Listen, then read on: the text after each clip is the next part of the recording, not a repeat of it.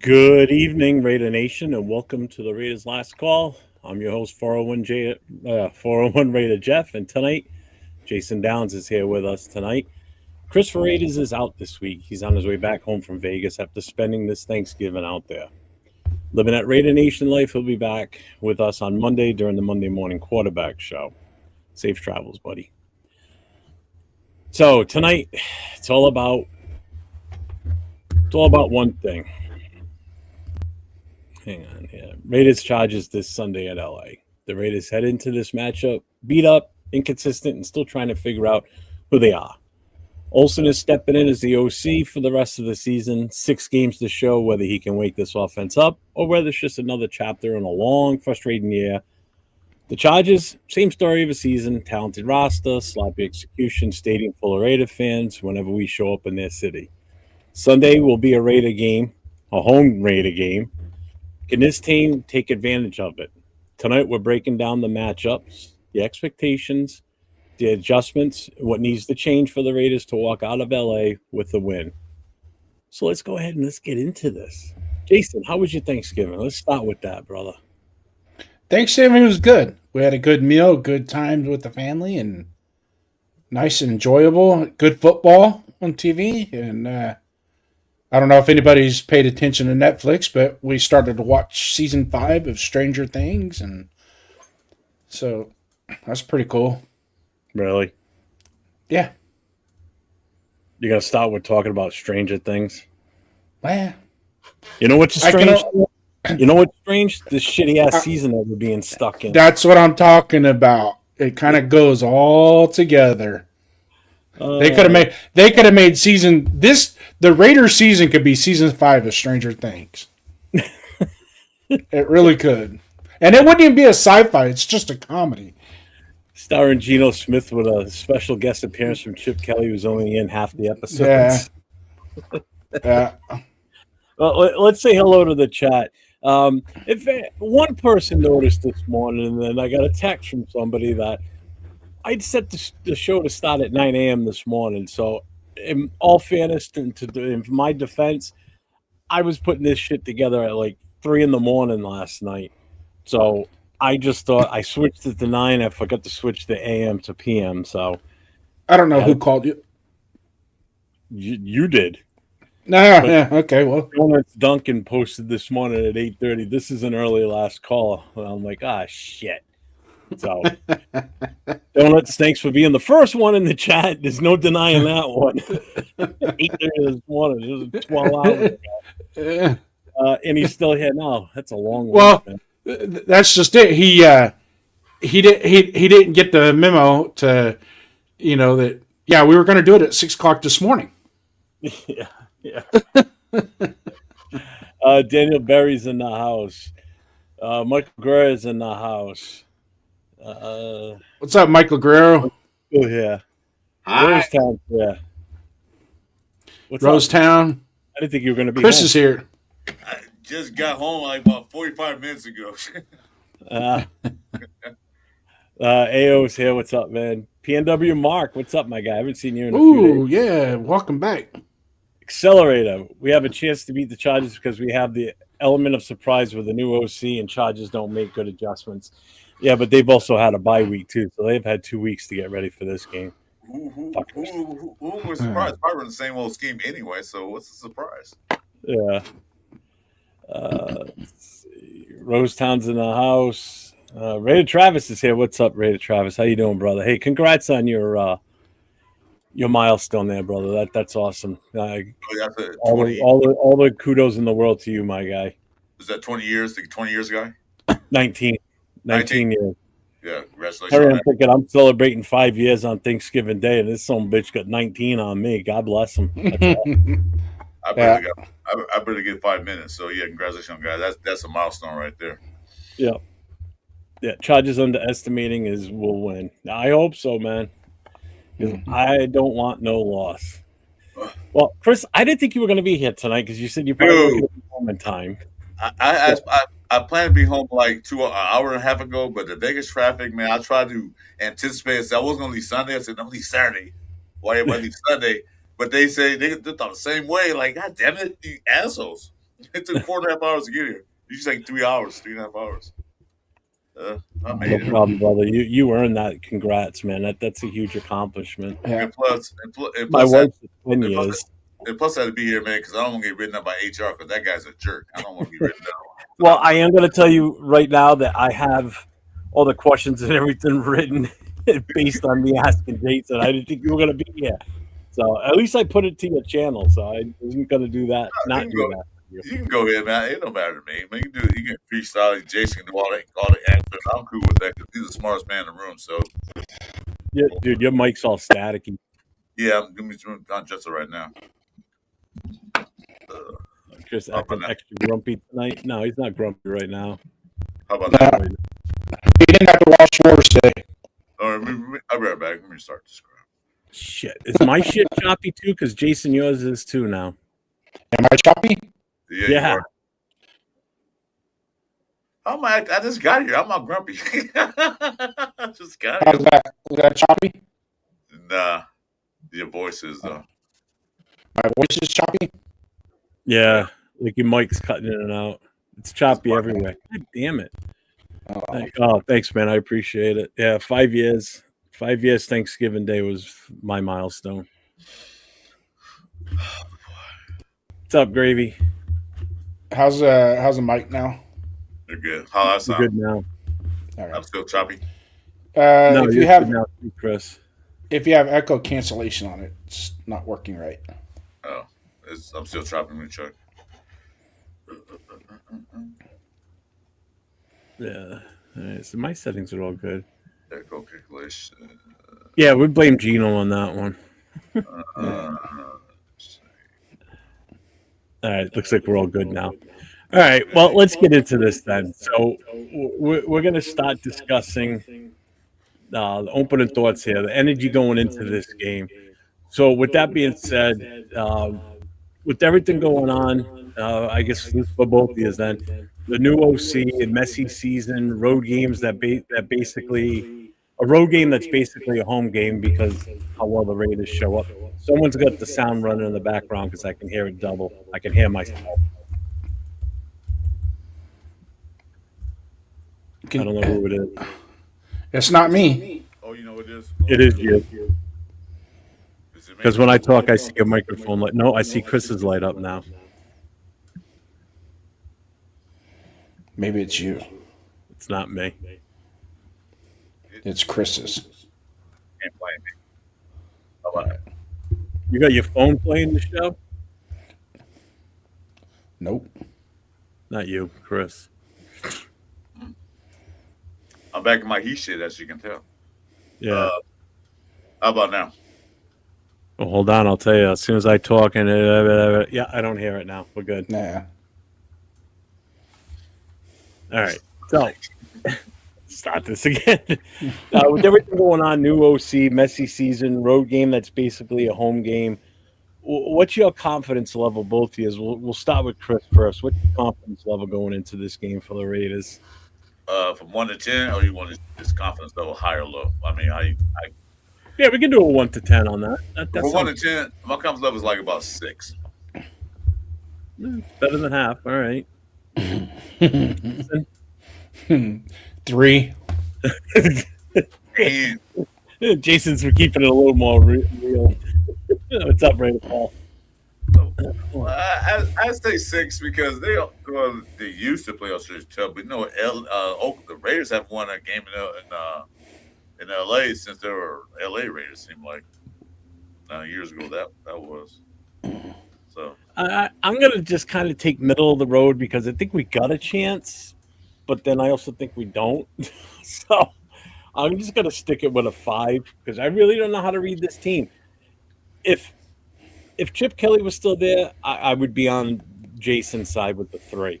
With Olson taking over now, I'm giving it those 2 extra points and putting us at a 50-50 shot here because we don't know what we're going to see yet. We don't know if we're going to see status quo or if we're going to see something different, So do you guys feel like this team is still fighting, or does it feel like they're just about ready to give it up and like the season's over and they just want to go home and stop playing golf? No, I think they're still competing. The problem is they can compete as hard as they want. There's just not a whole lot of talent. Especially when you start in between the tackles. It's just until that gets resolved and we can develop a receiver that can take a load off of Brock Bowers. That's just the way it's going to be. I would be at a 0 if we still had Chip Kelly. I'm pushing a 3 because I really truly think Greg Olson is going to manipulate the play calling a little bit more and maybe give Geno a little bit, but whether or not Geno can handle resetting the play at the line of scrimmage. I truly believe that the reason why Geno doesn't have autonomy at the line of scrimmage is because he can't handle it. What's up, Rebel? What were you going to say, Chris? No, he said 0. I said I'll give it a 1. So I was trying to give a little bit of credit because I'm a Raider fan. So I give him a little bit if Chip Kelly was there. I can see your 0. So you're giving him the home field advantage, basically. I give the Raiders a 1 on that if you say it like that. But 0, that's jeez. Why even show up? Yep. Well, like Nation said, I'm gonna comment on what he said. I went there on that part. They're gonna compete because you got to remember, we got 20-something free agencies on this team. They're gonna try to fight. Okay, they might not be on the Raiders next year, but they're gonna be on somebody's team next year. So they're gonna play their damnedest to make sure that, hey, watch my tape. I was doing good, but the Raiders suck, but I was doing good. So they're gonna be on deserve to be here. I'll say that much. In their position, so they're still gonna do their thing. They're not gonna just give up like, just go get a touchdown.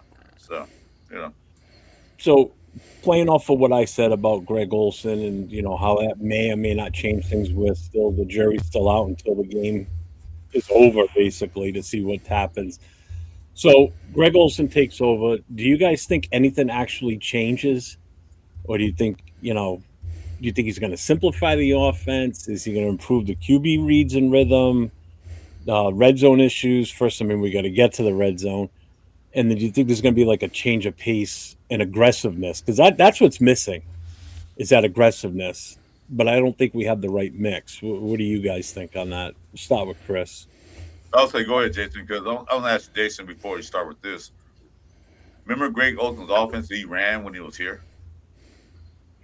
Was it a fast-paced offense, or was it slow? Was it a West Coast offense, or what kind of offense was it, Jason? Do you remember? It's fundamentally is West Coast offense because it comes from it was actually Gruden's offense. Right. And it was not fast-paced because if you remember, we were burning timeouts and getting delayed games because we weren't ready.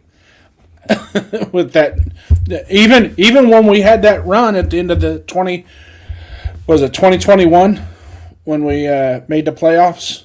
Yeah. Okay, yeah, so if you go back and you recount, say for example, the Cleveland game that we won for 15-13, I think it was the score, and you just saw how the offense was like between the 20s was just fine, but we would get stuck in the mud down on the goal line or in the red zone because there was no. I don't think Olsen was ready for that. You see what I'm saying? I don't think he was ready to use Gruden's offense. Even though he was offensive coordinator with John Gruden, he held the clipboard. He wasn't no offensive coordinator. He held the clipboard. Okay. What was it? Who was he? Was he with Gruden? No, he wasn't with Gruden the first time. This is Olsen's third go around with us now. This is his third go around. I want to say he was with us with Tom Cable. I think, yeah. So that was like before Del Rio, then, right? You sure it wasn't Mike White? Was it White? No, it wasn't. No, White was in there. White was with Art Shell. Yeah, because he's the one that took over as the head coach after Art Shell was right. Gone. And then I want to say he was with Tom Cable. Was it OC with Tom Cable?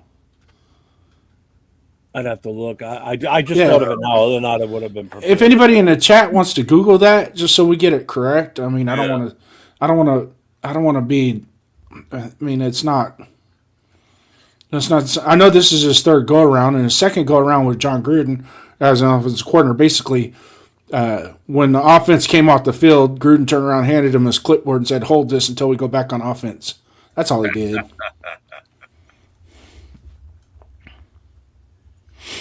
But yeah, Donuts. He will.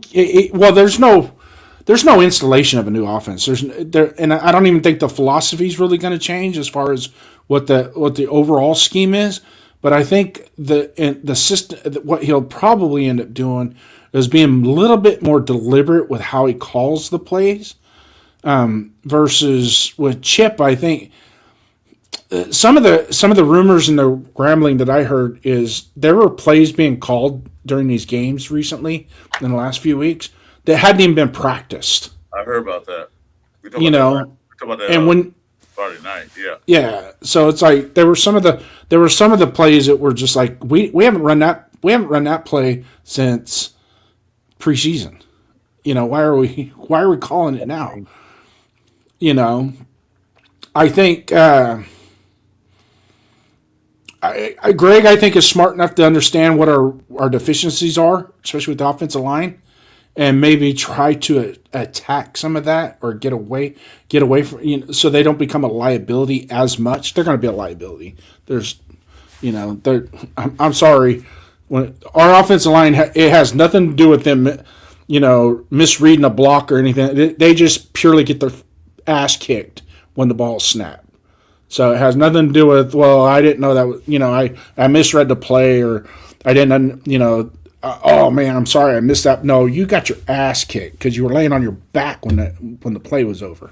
Good, we got an answer about the Dennis Allen, there we go. Anthony Sperano, yeah. Okay. Yeah, but the question I'm asking is that you think that say for instance, Genty rush for 5-6 carries for -2 yards. You think Olsen gonna give up the running play? That's what Kelly did. Soon, Genty couldn't run. He just stopped running the ball completely. Because Greg Olson was under Gruden, and Gruden, is the quarterback guru, and they like passing the ball. Do you think that Olsen gonna say, "Well, we can't run the ball"? He's gonna give up on it, or he's gonna keep trying to run the ball? Well, Chip actually gave up on after we had positive runs. He would give up on the run game.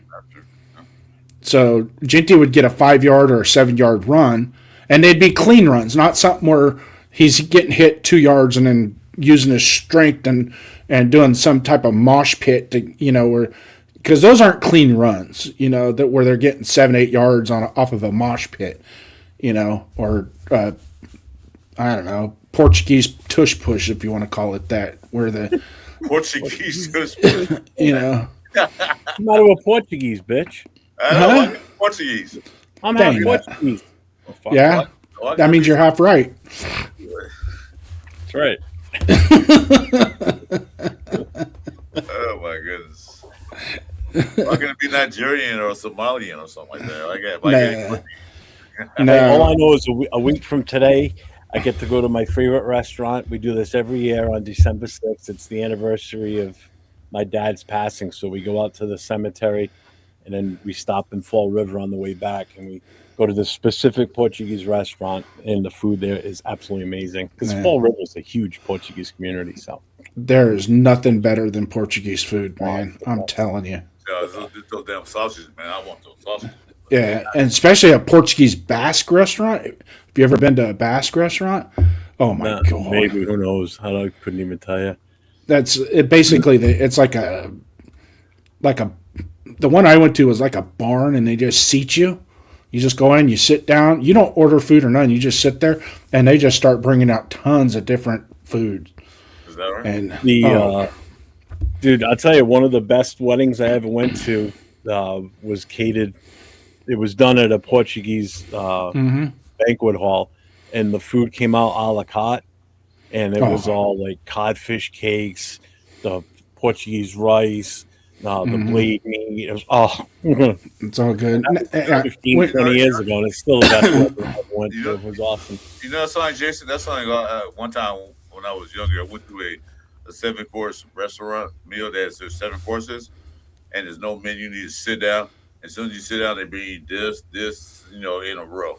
That's what it sounds like a 7 course. Yep. Yeah. Yep. And they put flask of wine on the table for you.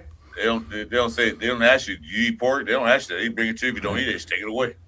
So Let's see what did Donna say. I'm not sure how we'll be able to run consistently with this O-line. Each of the three interior O-line had their turn in the ground against the Browns. Yeah. They did. they had more than one turn. They had I tickets. I guess what I'm hoping for is the fact that with Chip Kelly gone, there's a different atmosphere in the locker room with the players on the offensive side because he's not there. Maybe there's a little bit more of a relaxed attitude, knowing that Greg Olson's going to be the one that's been calling the plays. That's kind of what I'm hoping for. Whether that's the real deal or not, we won't know until the whistle blows and the ball gets kicked off on Sunday. Until that time comes, I haven't heard anything this week as far as any changes being made on the O-line. If they're doing it, they haven't said shit about it. Everything's been kind of quiet. I just went and looked at the roster. Nothing's changed in a few days, so it's still the same setup, which means everybody that loves Geno, you get to watch him play again tomorrow as starting quarterback. So that ain't changing. Yeah, I'm so happy. It's not going to change, unfortunately, as long as Pete's here, unless it comes down from above and they say you got to sit him if we want to win some games. But somebody said it here earlier. Let me go back. Where is it? Hang on. There it is. I think, Rebel said it. The Rebel and me just don't want to see Pete and Gino win and fuck up that draft position. I hear you. I definitely get it. 100% I understand that, and I agree in a way. I do want to see us fucking win at least another game or two this season, and if it's going to be a win, I want it to be a divisional game win so we don't get shut out again. Go ahead, Jason. I've heard the word tank, and it probably came out of my mouth a couple times. Might as well tank type. Mostly I say it out of spite because I'm pissed. But after we've been watching all these college football games, because I know every one of you guys, all 30 of you in here, have been scouting college football on the weekend because that's about all we got left to do this year is scout the college football games. Is there anybody in this draft that you would absolutely lose on purpose for? Me? Knowing that besides Caleb Downs, is there anybody in this draft that you would absolutely go, we're going to lose. I don't care if we lose because we want the number one pick because that's the guy. Nah, not really. All person I can think of that'd be a good pick would be Dane, but other than that, nope. Yeah. Something Martinez. No, Portuguese roots still better. Even Mendoza, I wouldn't lose games on purpose to get him. I mean, he's a good quarterback. He's doing great in Indiana. They play Ohio State in the championship game. But I don't see us losing games to get him. Because they get him, he got to sit here. He's going to sit here. If Pete Carroll's there, he's going to sit here anyway, regardless. If I was drafting a quarterback with the number one pick with this team right now, the way their roster is constructed, and we don't improve it drastically in the offseason, he's sitting no matter what. Oh, he's going to sit anyway. But we get down to the Duncans. That's our pick. Like Caleb Downs, Fernando, and Dane. Those only three I see. I don't say worth losing, but if they're going to get a top pick, I pick one of those three. One of those. I don't see anybody that I would. Thanks, Accelerator. I appreciate that, brother. It's 15 years this year. Could Gruden come back? I doubt it. I can't imagine seeing us bring. I don't want to be part of a Gruden 3.0. But I just don't see anybody out there like, oh, we got to have him with that number 2. Salute Raiders Unleashed. I see it. There's nothing I see in there. Yeah, there's nothing to change for. It's not like what the coach do a few years back, suck for luck. I don't see anybody there. I don't see anybody there. Yeah, and you're right. Tank ain't in the Raiders oath. And I'll tell you what else too is the fact that we don't have to purposely tank. We just are that bad where we're not going to win. What's the word? What's the word that you use? I used to say organically. last year, organically tank. We're organically tanking because organically we are tank. just that bad. I mean, what more do I have to say? Yeah. We're tanking. We're not a good team. We Nope. are incognito tankers. Just don't know it yet. Yeah. You know what it is? It's the fan base just needs to come to grips with Salute, the fact Bueno. that we're not a good team. You just have to understand that. You can't expect us that we're going to go out there and win every week. You want us to, as a Raider fan, I get it. But when you look at it in football sense, not the fan, how do we match up against these teams that are left? You know, you've got the Chargers tomorrow, okay, in LA, which we haven't won against them in LA since they've been in SoFi. The defense is pretty damn good. They're not the Cleveland Browns style defense, but they're still damn good. Our defense isn't the best, but it's serviceable against San Diego. But then we got the Broncos. Then you got the Philadelphia Eagles. Then you got, now granted, the Eagles look like shit yesterday. Yeah, they did. I was gonna say they didn't impress me too much yesterday. They're on the ropes.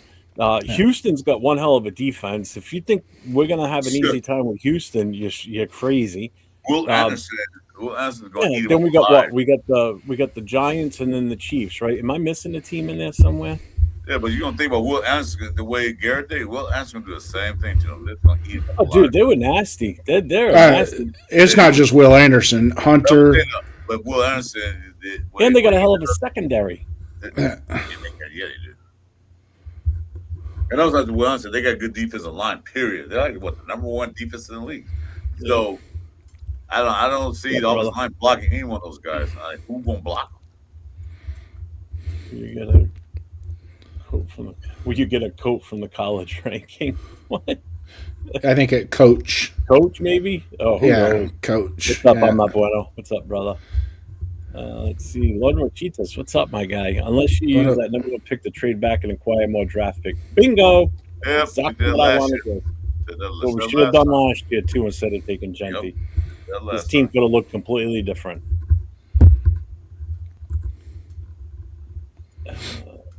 Unintentionally tanking. Yep. Organically, as I say it. Would you get a coach? I don't know what I want to do with coach, to be honest with you. We'll get into that another time, but yeah. It's not a great team, or is it not a great coach team? There's no reason our second and all three of our third should not be playing at least 70% of the snaps at this point in the season. And I agree with that 100%. Yep. My biggest thing on it's evident that it's bad coaching is our offensive line. How did our offensive line go from being decent last year? Not great, not stupendous. They were decent. They were improved. Absolute dog shit this year. I mean, this is the worst offensive line I think I've ever seen. And I don't mean just in the Raiders. I think this is one of the worst offensive lines in any team in the last few years that I've seen. We have awful. Minus Andre James, the personnel's pretty much the same. Yeah. You know, and that's what I mean. It's like, how do we? And I'm going to the beginning of the year how shitty it was. Yeah. Other than the first other than the first game against the Patriots, they held their own fairly well. They still gave up 4 sacks, but we were able to overcome those sacks and still move the ball. Against the Broncos in the first say 20 minutes of the game when JPJ was in there and we were running the ball, I kind of had that feeling that they had their shit together and they could get downhill on these guys and get them blocked. But after that, it's like, what? I mean, last week was ridiculous. Ridiculous. I mean, there were so many people outside the organization, outside of Raider Nation, that was saying that was probably the worst offensive performance they've ever seen. Period. The end. Worst offensive line performance. And where do we go from there? How do we improve on that? Well, we're going to kind of cover some of this stuff. So, this kind of ties in with Olson taking over. What's the first thing Olson needs to adjust to give this offense a chance? I mean, I think it's kind of obvious, but I want to hear what you guys think first, because I've got a thought on this. See if you guys hit it. They're gonna have to get outside the 3 hole, stay outside the 3 gap and the A gap. You just can't. We're not going to play smash. We're not going to run the ball smash mouth, even though that's our running back that we drafted as kind of a smash mouth type running back. We can't do that. And we're not going to be able to do it against the Chargers. Chargers got a good defensive line, so we're going to have to figure out a way to get outside the 3 and outside the 5, outside the 9, and some power toss. I know we ran power toss. Which game was it? The Broncos game. We ran it 3-4 times, and it was successful. Get him out on the edge. Get him on a 1-on-1 with the defensive back. Mm-hmm. So and then if you need to throw some dump offs to him out in the flat to get it and utilize that as part of your run game, so be it. But there's no way we can run 14 belly or 13 belly. Point. What do you think, Chris? What do you think is one of the things he needs to address? Well, the first thing I want to address is that Gino can't take those 7-step drops in the passing play, because if you get set, by the time you get 7 steps back, the defense is already in the backfield. He did a quick 3 steps, whatever, short drop, quick plays out. Just like quick slants, quick outs, and just do that. Because the defense line can't hold a block for no longer than half a second. So you got to get the ball out quick, get it out, and stop trying to become like, hey, look, he needs to get it out quick. Design a play where a slant or an out, or maybe out to the flats to one of the running backs, one guy named Mozart, get him involved in the game, and give it to them. Because when he's taking 7-step back, the defense is already back there waiting for the ball to be snapped. Because that's how bad our offensive line is. And I agree with Jason exactly what he said. Exactly what Jason said. Get Genty out on the outside. He did better when he did that. He had more space, more room to run, more room to do what he had to do. Running up A gap and all that stuff in the middle, it's not working for us. We have no blockers to cover that A gap. Because I don't care if you're a subpar, if you can be a third string defensive lineman, you'll get a tackle. That's how bad our offensive line is. So Gino can take 3 steps back, boom, and dump it off. Let Tucker, let Bowers, let whoever's out, Thornton, whoever to catch the ball, and let them use their athleticism and their speed to make plays. If it's a first down, they do a quick slant, they get 7 yards. That's better than a first down, they get hit 2 yards behind the line of scrimmage. Mm-hmm. That's what they need to do. Let San Diego know that, we're not just going to run the ball. We are going to run the ball, but we're going to do other things too. I think Greg Olson has enough experience, especially on John Gruden, to realize that. He probably sat and watched. He probably on sideline and said, what the fuck play was that? So we'll see, because he know we have to work with the offensive line. We'll see him make adjustments to Gino. Say, Gino, get the ball at your goddamn hand. If you're going to throw the ball, do not throw it high. Throw it low, so if he don't catch it, nobody catches it. That's all I got to say about that. I definitely agree with you both that it's an offensive line. I think it all starts there, and I think Travis just put it the right way, too. Put everybody that's still active and not injured back in their original positions. At this point, put Meredith back at center. Put Parham at left guard. Forsythe's at left tackle, Glaze at right tackle. That right guard position, I still don't know what you want to do there. If it was me, I'd be saying, fuck it, we're putting Caleb Rogers in there. Cappy, your ass is on the bench. At this point, what do you got to lose? Gino's already getting beat up and banged up as it is. He's not a small guy. He's a big son of a bitch. Get his ass in the game. Get him some playing time against this defense that's coming up, and get him ready for the rest of the season, basically. Let him start the rest of the way. JPJ's not coming back. Nope. He shouldn't come back this season at this point. What's he going to come back for? Same thing with Colton Miller. They don't need to come back. You should finish the season with. Well, people have been talking about, no, if they come back, they're going to be. No, screw that. Those two mean more to me in 2026 than they do for the rest of these shitty-ass games that mean absolutely nothing. And why take a chance of them getting hurt again or hurt more by putting them back in now? It makes no sense. Absolutely no sense. Get them rested 100%, just like we did last year with Max. We shut him down early. He went and got the surgery, and he's healthy this year. He's got his knee a little every little bit now and then, but he's good. And I'll do the same with these guys. So I agree it's the offensive line. I agree with Travis by putting everybody back in their respective positions. And it's got to be more heavy run. It has to be. I want to see at least 25 to 30 run plays, and not like you said, Jason. Not in the gaps between the guards and the center. Get him outside where he can use his God-given talent to make plays on his own and to do something. Yep. We're not going to get it up the middle, but the more run plays we run, the more we beat up their defensive line. And it also forces them to start respecting the fact that, hey, these guys are going to run the ball, which then, like everybody else knows, you have a heavy run game. It puts respect on the passing game, or not on the passing game. It puts respect on the running game, which then they start stacking the box a little bit more to stop the run. And then that's where Brock Bowers comes in and slays your ass. With these short little slants across the middle, little dump offs for 5 yards, and then he turns it into 10 to 15 yards after he catches it. That's what he's known for. That's what he's done this season. That's what he's done last season. Use him for his ability. It's the only way you're going to get Brock Bowers involved is get these defenses respecting the run and not sitting back there just going, oh, they can't throw the ball either, so we're just going to stack it. And all of a sudden, Gentry blasts off for a 25-yard run, and now they're like, oh, wait a minute. Good question. So who makes the final decision about the offensive lineup? Is it OC? Is it the head coach? Or is the offensive line coach? Who makes the final decision who started on the line? I don't know if it's Brennan. I don't know if it's Pete. I don't know if it's the OC. Right now, I don't know who the fuck is in charge of what. Because was Chip Kelly even in charge of anything, it seems like?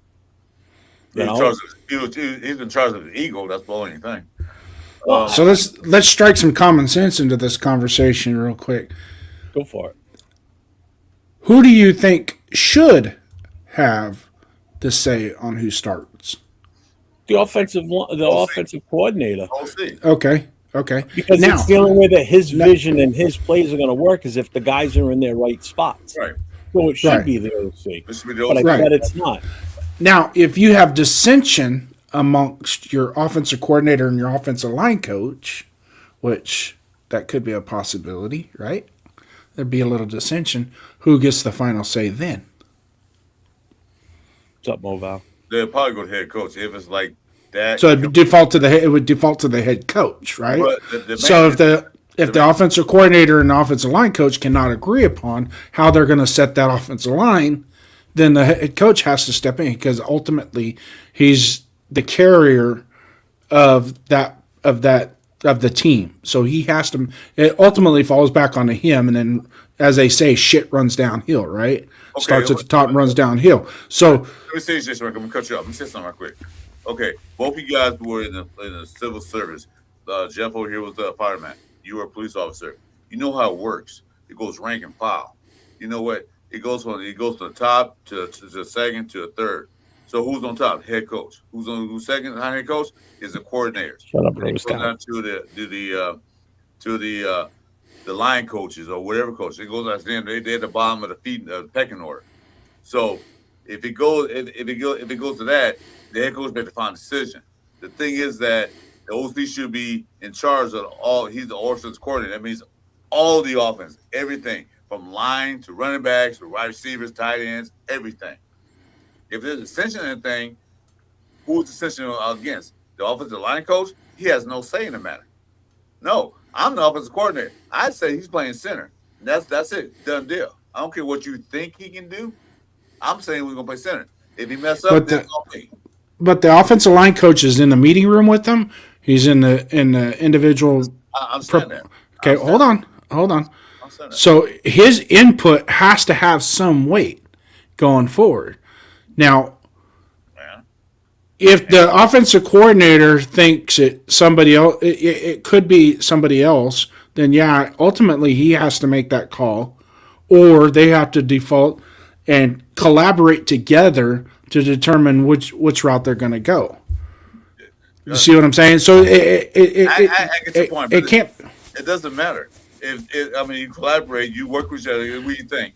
What you think that? But in my opinion, is this way. I'm the offensive coordinator. I'm gonna say this. You can collaborate all you want to. It should be no distinction in that room when they talk. It should be a foundation. It should be harmonious. Exactly. Absolutely. And Absolutely. It shouldn't come down to, I'll tell my daddy I want him to start. So that's what it comes down to. That's where dissension. See, that's where the dissension can come into play because we have nepotism built into that hire. So if you eliminate that nepotism, now it's the offensive coordinator, the offensive line coach, the offensive coordinator, and a coach are going to be a little bit more confident in how they go about doing it. At this point, it's like, now is Pete Carroll, who knows? Pete Carroll might be one of those guys that I'm going to rely on the offensive coordinator and his decision of how we're going to set the lineup. Okay, so that could be a possibility. You don't know. Yeah. Nobody else knows. We can assume, right? Right. But when you assume, it makes an ass out of you and me.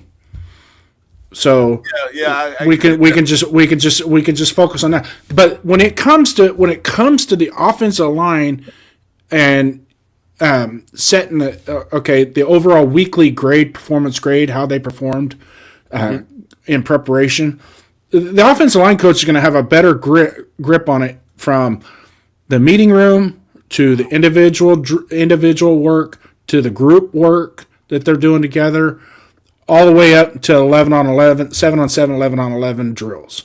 I don't know. Right? The offensive line coach basically function is to develop these guys in certain blocking schemes. Yeah, but how do you develop them? He's going to see what he need to work on. And of course, you're going to go to the offensive coordinator and say, hey, this and that. Right. And my schemes I'm designed for this game this week. I need this type of blocking skills. I agree, Martinez. What skills do we have? What guys has a better skill at that? It might be the rookie. It might be a EDFA. See, all I'm saying is that the offensive coordinator had to make the decision, not the offensive line coach who's blocking. Why? And the nepotism thing is a bunch of bullshit. It happens in every job. But the only thing I'm saying is this. Who's actually in charge of the offensive line? Is the offensive coordinator, or is it the offensive line coach? Didn't we just ask that question? No, I'm rephrasing it again. Because my thing is this. Why is the offensive line coach telling the offensive coordinator what players he want in there? Or I want that player in there. If you're an offensive coordinator, you're going to rely on your offensive line coach to provide you with the necessary details to set that lineup. Okay. It's a given. For all we know, in practice, Cap is out there just destroying the bag. His footwork is elite. You know what I mean? So it worked beautifully. I highly doubt it. But I think bag is destroying him. But that takes us back to the JPJ situation. Okay, he could be performing at an elite level during practice, but at the same time, there's the offensive coordinator. So it could be Brendan Carroll saying we need to put JPJ in at right guard, or we need to put him in at center, and Pete Carroll's like, no, we're not going to do that. No. So now you have dissension, right? Right. Even though Pete Carroll is a line person, and let's say Chip Kelly was the sergeant, and Pete Carroll is Chip Kelly's the sergeant, and Pete Carroll's the chief. The sergeant is going to have to say at that point until he's overridden by the chief, right? So that's how shit rolls downhill. And also your hierarchy going up.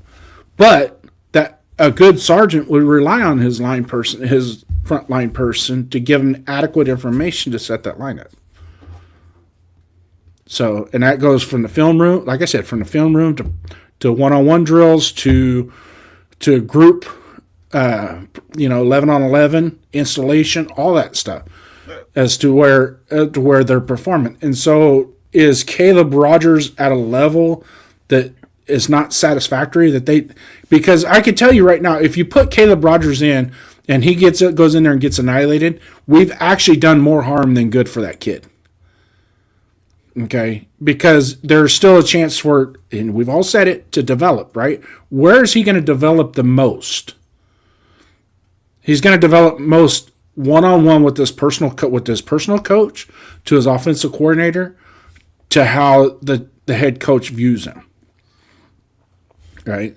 And if he's having failures in practice, and they're glaringly obvious, then I mean, I don't want to run, because you can hurt a kid more by putting him in when he's not ready than you are, because sometimes these guys get in early in their career, like start out as a rookie and boom, they're in the starting lineup, and they have a little bit of. Dylan Parham's a perfect example of that.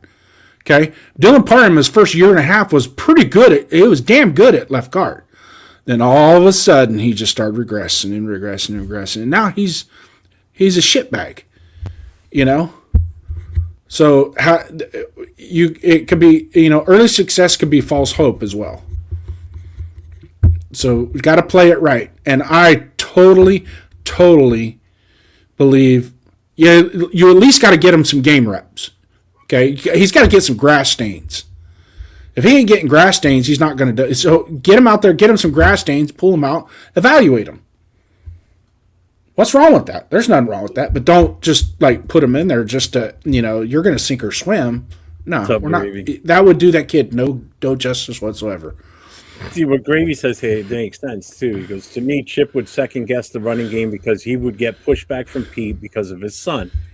He had to have a say being a run game coordinator. They didn't work well together. Chip quit calling run plays, and he still has – he's still in that position, too. So Brennan Carroll's still going to have an impact on what happens with this offensive line and the run game.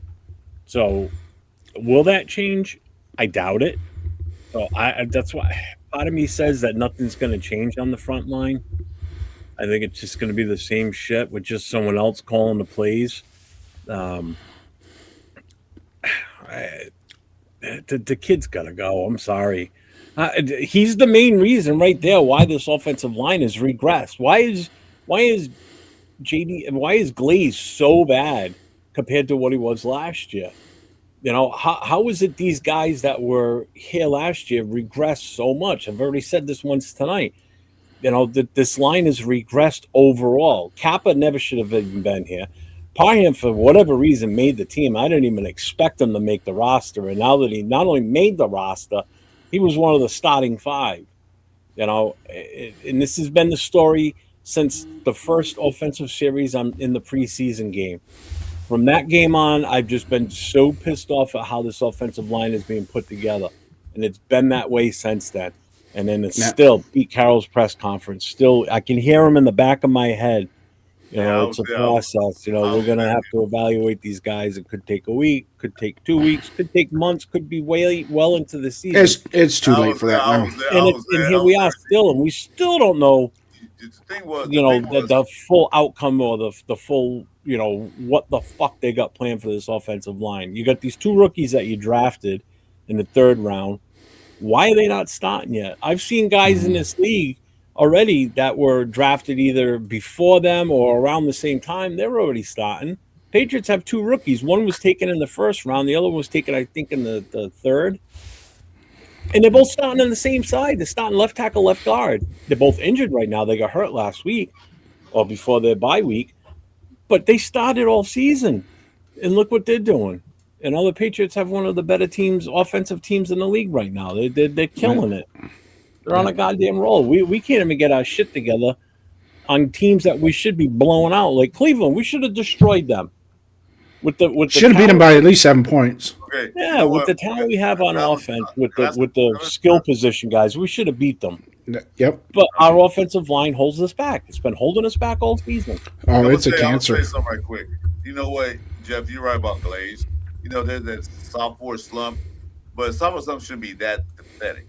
I mean, he looks like this is his first game ever in the NFL.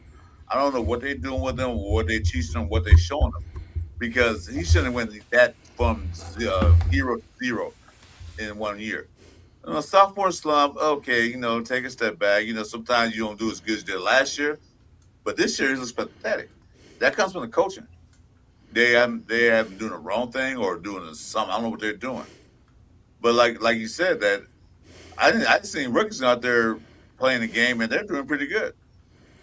Why can't ours do? Brandon? Why can't we get our rookies out there and give them a What's up, try and give them a shot? I agree with Jason. Like go out there, they get destroyed. It's their confidence. Oh well, you get drafted in third round. Try better. If not, then we'll draft somebody else or get somebody else. But this offensive line, man, is the worst I've seen in Raider history for me. I had never seen an offensive line this bad. What's up, We got Steven? 45 people in the chat. If you want to go ahead and start recognizing those in the chat. I already did. I have been. As they come in, I've been giving them the salute. I don't want to cut you guys off. So Frank Weber, SoCal. We got some Lord Rochitas. I hadn't seen him in a while. Welcome. Yeah. How do we know Chip Kelly wasn't overruling Brandon Carroll? Yeah, that's. I mean, we don't know that, unfortunately. But what's up, Raider Nation? Let's see. Enough about the game. We want to discuss Chris's nose hair, so we're starting that again. It's not the same kid from last night either. Fuck you guys in my nose hairs. Pete, like the crypt keeper, giving nightmares. What's up on 6? Crazy to think undrafted free agent tight end Carter Runyon has been getting more and more playtime. Yeah. So I like Runyon pieces. He looked pretty good to me. I liked him. So not giving excuses to Chip. I think he didn't have full say in things, but he deserved to be fired. Yeah. Yeah. I agree with so I mean, I think it was kind of. I don't know. I don't want to say it was obvious that he didn't have total say on what was going on with the offense, but I think you could.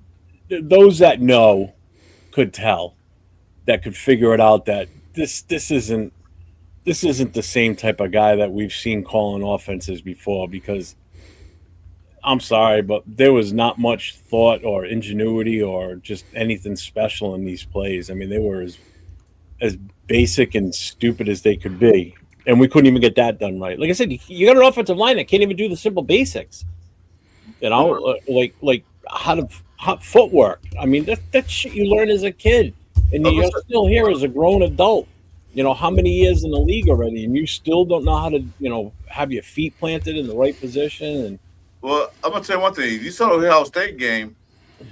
Chip Kelly's not there anymore. They didn't miss a beat. No, they were good today. They destroyed Michigan. What's up on 6?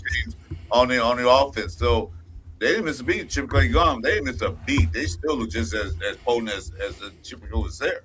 So Chip Kelly coming here, I thought we were more dynamic, more exotic plays, more this and that. I mean, it was basically vanilla. Run up the middle, throw a long pass. Run up the middle, throw a long pass. That was it. Doesn't pass. Chip Kelly needs talent in order to run his offense. I understand that. Yeah, and that we don't. Well, when you don't, and he doesn't have everywhere he's been, where he's been successful is because he's had talent. I understand. And a lot of times that talent was already in place before he got there. It's not like he acquired the talent because Ohio State, they were already loaded. Let's face it. I mean, I could have ran the offense. I could have been the offensive coordinator for that team. They were loaded, and they still are.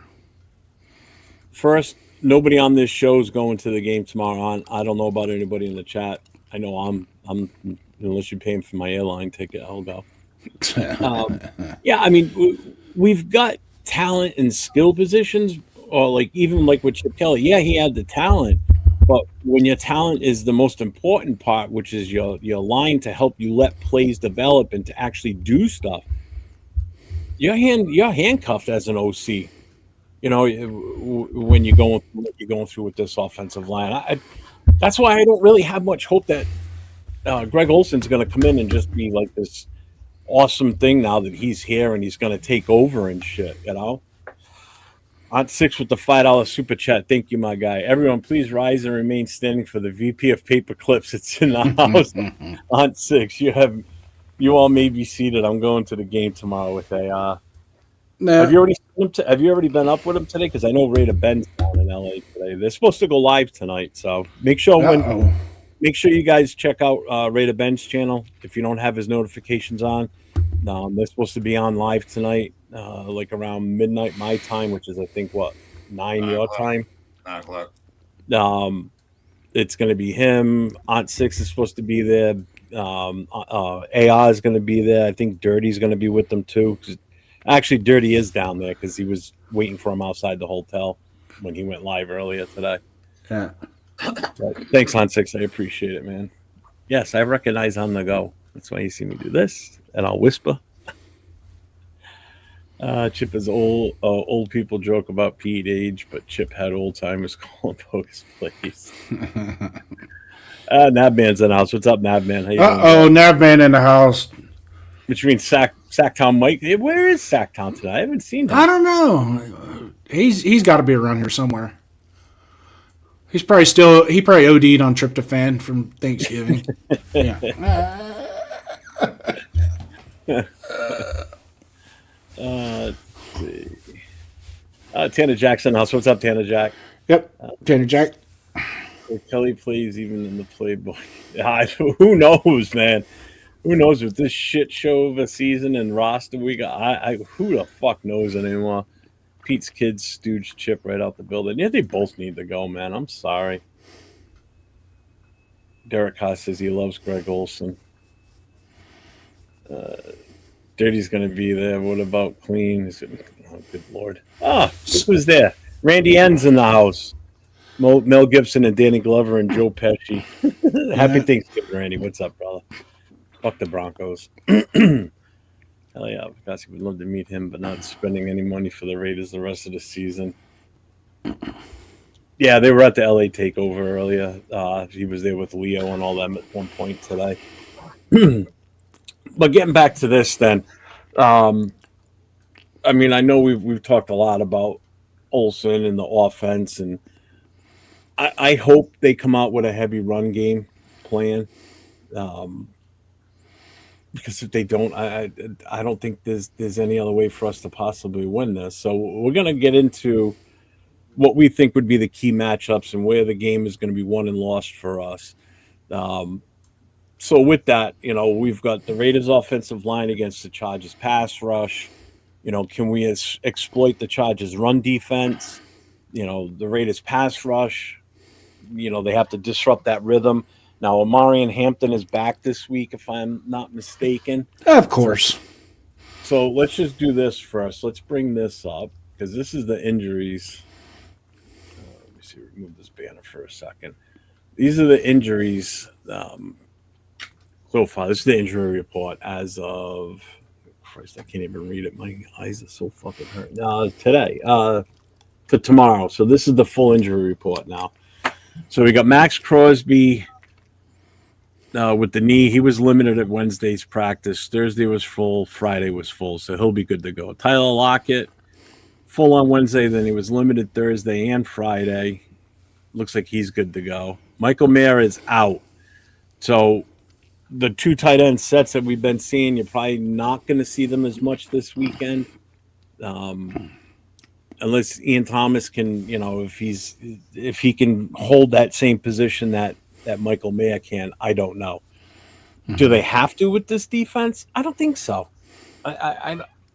Again, this is with Greg Olson there. I mean, this is going to be a different look, possibly. So he's out. Meredith, ankle, but he did not participate on Wednesday. Limited. So he's questionable. So he's probably going to be a game time decision. Trey Tuck is good to go. Adam Butler's questionable. With an illness, so they probably got the flu passing around there. Donnie Holmes is questionable, and Zamir White, who gives a shit, is questionable also. What? No Zamir White? Oh my god! No, you upset, Chris? That's a loss, man. No Zamir White, man. That's a loss, dude. We need that running. Oh, wait a minute. Omarion Hampton's out now. All right. Well, they don't have Omarion Hampton, which is good. So he's out with an ankle. Trey Harris, their wide receiver, looks like he's a good to go. And then defensive line,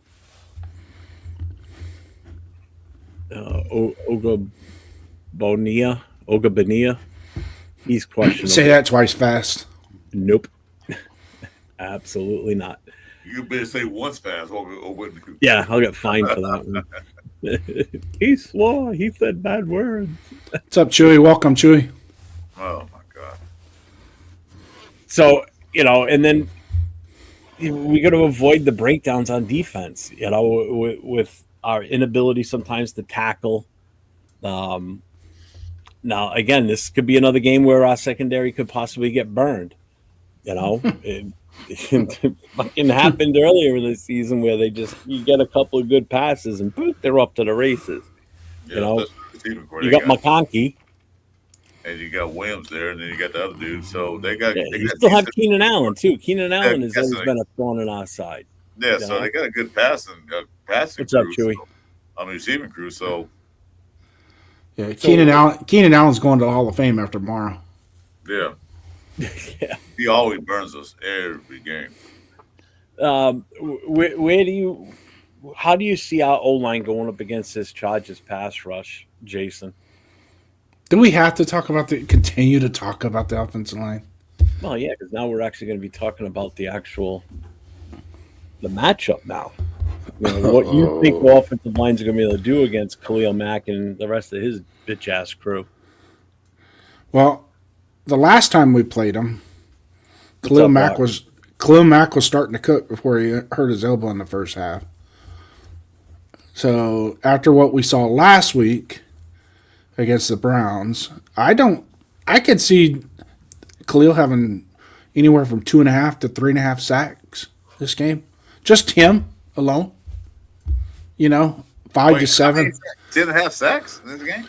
2.5 to 3.5. Yeah, okay, I got that. Yeah, possibly 5. Yeah.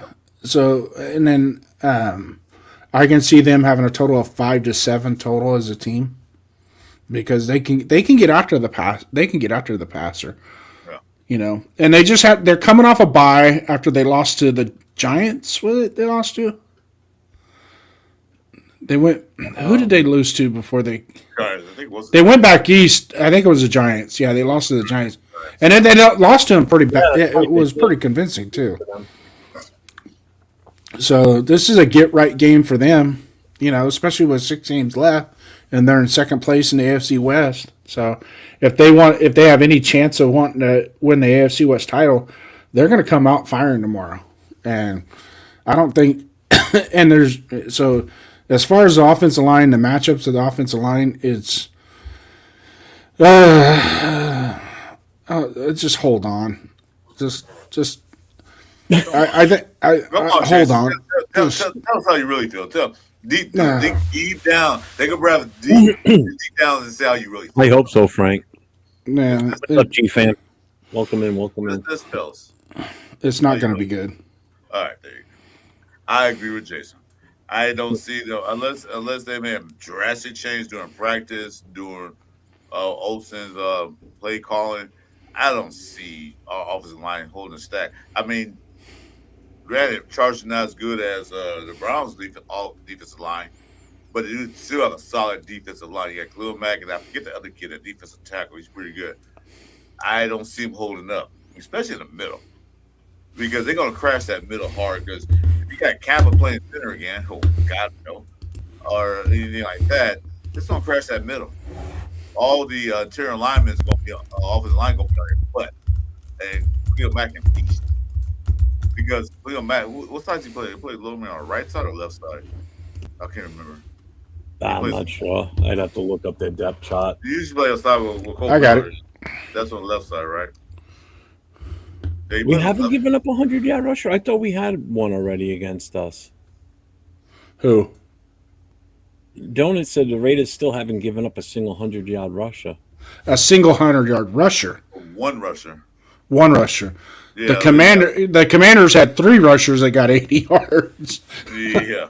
And then the quarterback got another 50. So it was you get 10 yards, you get 10 yards, it was like Oprah, man. They were just handing out 10-yarders everywhere. Giving out free tickets to 100 yards. So I'm looking at the base 3-4 defense for He was normally on Colt Yeah. Miller's side normally. Yeah. Left So side, they left got. So you got the left Deshaun Han. He's pretty good. But so he'll probably be going to his foresight. And then But Tart is he can mess up the center of the Tart kind of reminds me of Sam Adams, that Sam Adams, Ted Washington, Vince Wilfork. Don't get off topic. I'm asking a question about Khalil Mack where he lines up. I know we don't want the inside yet. So he lines when we play with Colt Miller's healthy, he usually play on the side with Colt Miller normally. But I think that the Chargers are going to see because John Forsythe. Forsythe has get a little better, but not that better. He got a little better. I agree, Michael. They'll probably put him on Glade's side. If they put him on Glade's side, Glade's going to be eaten alive. Something never rabbit. Eaten alive against Khalil Mack because it's only second year. So they put him on that side. It's like lights out. Then you talking about him getting like 4 to 5, 6 sacks in that game, right? Am I right? Because I was trying to figure out where did he normally line up when he played Rares. He's like line up on the Colt Miller side. Colt Miller handled him, but didn't handle him all the way. But Khalil's more like he's got a better left hand rush than he does a right hand rush. He moves around. He's another one of those defensive ends that he doesn't have a set side. He slid to the right. He slid to the right side because of Bosa. Yeah, but I'm saying though, but it's predominantly he's on the left side. But then but I don't think that I get your question, Chris, but I don't think he's going to be like a set. Look at what Myles Garrett did. Myles Garrett was all over. That's what I'm saying. That's what I'm saying. So they probably. That's what I'm trying to answer. They're probably gonna slide him over. Well, they're gonna be over place, but they're probably mostly on Glade's side. Glade's had that down year, which has happened since. Like I said, Forsythe kind of improved a little bit. Forsythe still couldn't handle him, I don't think, anyway. He's going to get his ass kicked. Yeah. It won't matter which side Mac's on. He's going to have a field day with either one of them. That's true. It doesn't matter. Even if he's in the middle, he's going to get between Meredith and Parham and just bull right over them. They can't stop him. That's where I'd line up. Yeah. Well, see what Garrett did. He took 5-yard run and the line scrimmage. That was funny. I saw what's Garrett doing way back there in the linebacker spot. He took a 5-yard run and bulldozed through. Right there. That's pretty much what I was trying to say. That's exactly what Gravy's saying. Matt Wilson goes wherever the weak side is. Yeah, outside the farthest outside of the tackle. No outside leverage. For Blaze, it ain't going to make a difference. Neither one of them are any good, and neither one of them are going to have. Look what Forsythe did last week. He gave up 3 sacks to Myles Garrett, and multiple pressures. So if he couldn't handle Myles Garrett, he's probably not going to be able to handle Khalil Mack either. Khalil Mack is just as strong as him. He's not as jacked as him. He's not as big overall, but he's still going to do a number on Forsythe. He's going to get a couple of sacks off of that side. He's probably got it in his head. Well, all right, I'm going to go on the right. When I get 2 sacks there, I'll switch over to the left. He'll get 2 more there. Then he'll go in the middle and he'll line up on Parham and just knock Parham on his ass and get 2 more there. That's probably what he's got to set in his mind. He goes, I want to get 2 sacks off each guy on that offensive line. So he'll walk off with 10 sacks. Because you got to remember, he plays us twice a year, so he knows our offensive line better than Myles Garrett does. Myles Garrett's only played us a couple of times in his entire career. Khalil Mack's played us against multiple times, So he knows what this. He played us twice last season. He's playing us twice again this year. This is the second go around. So actually, you know what? I'm going to do that right now. I want to look at the stats, what he did when we played him back in week 2. Who, Khalil? Yep.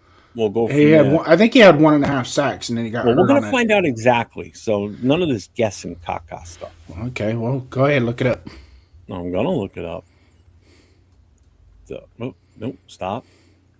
Stupid fucking ads. I hate. You want me to tell you? Oh, if you've already got it. I don't. It's just all right, then. Yeah.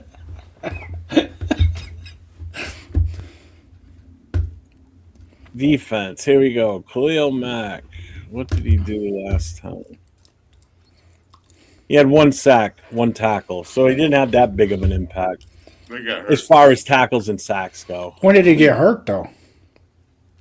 Ooh, that's a good question. One, I think it was second two. quarter. I think he got hurt. Like in the Second like quarter. at the end of the first quarter, beginning of the second quarter. Yeah, second quarter. I think it was out for this. He hadn't even broke a sweat yet.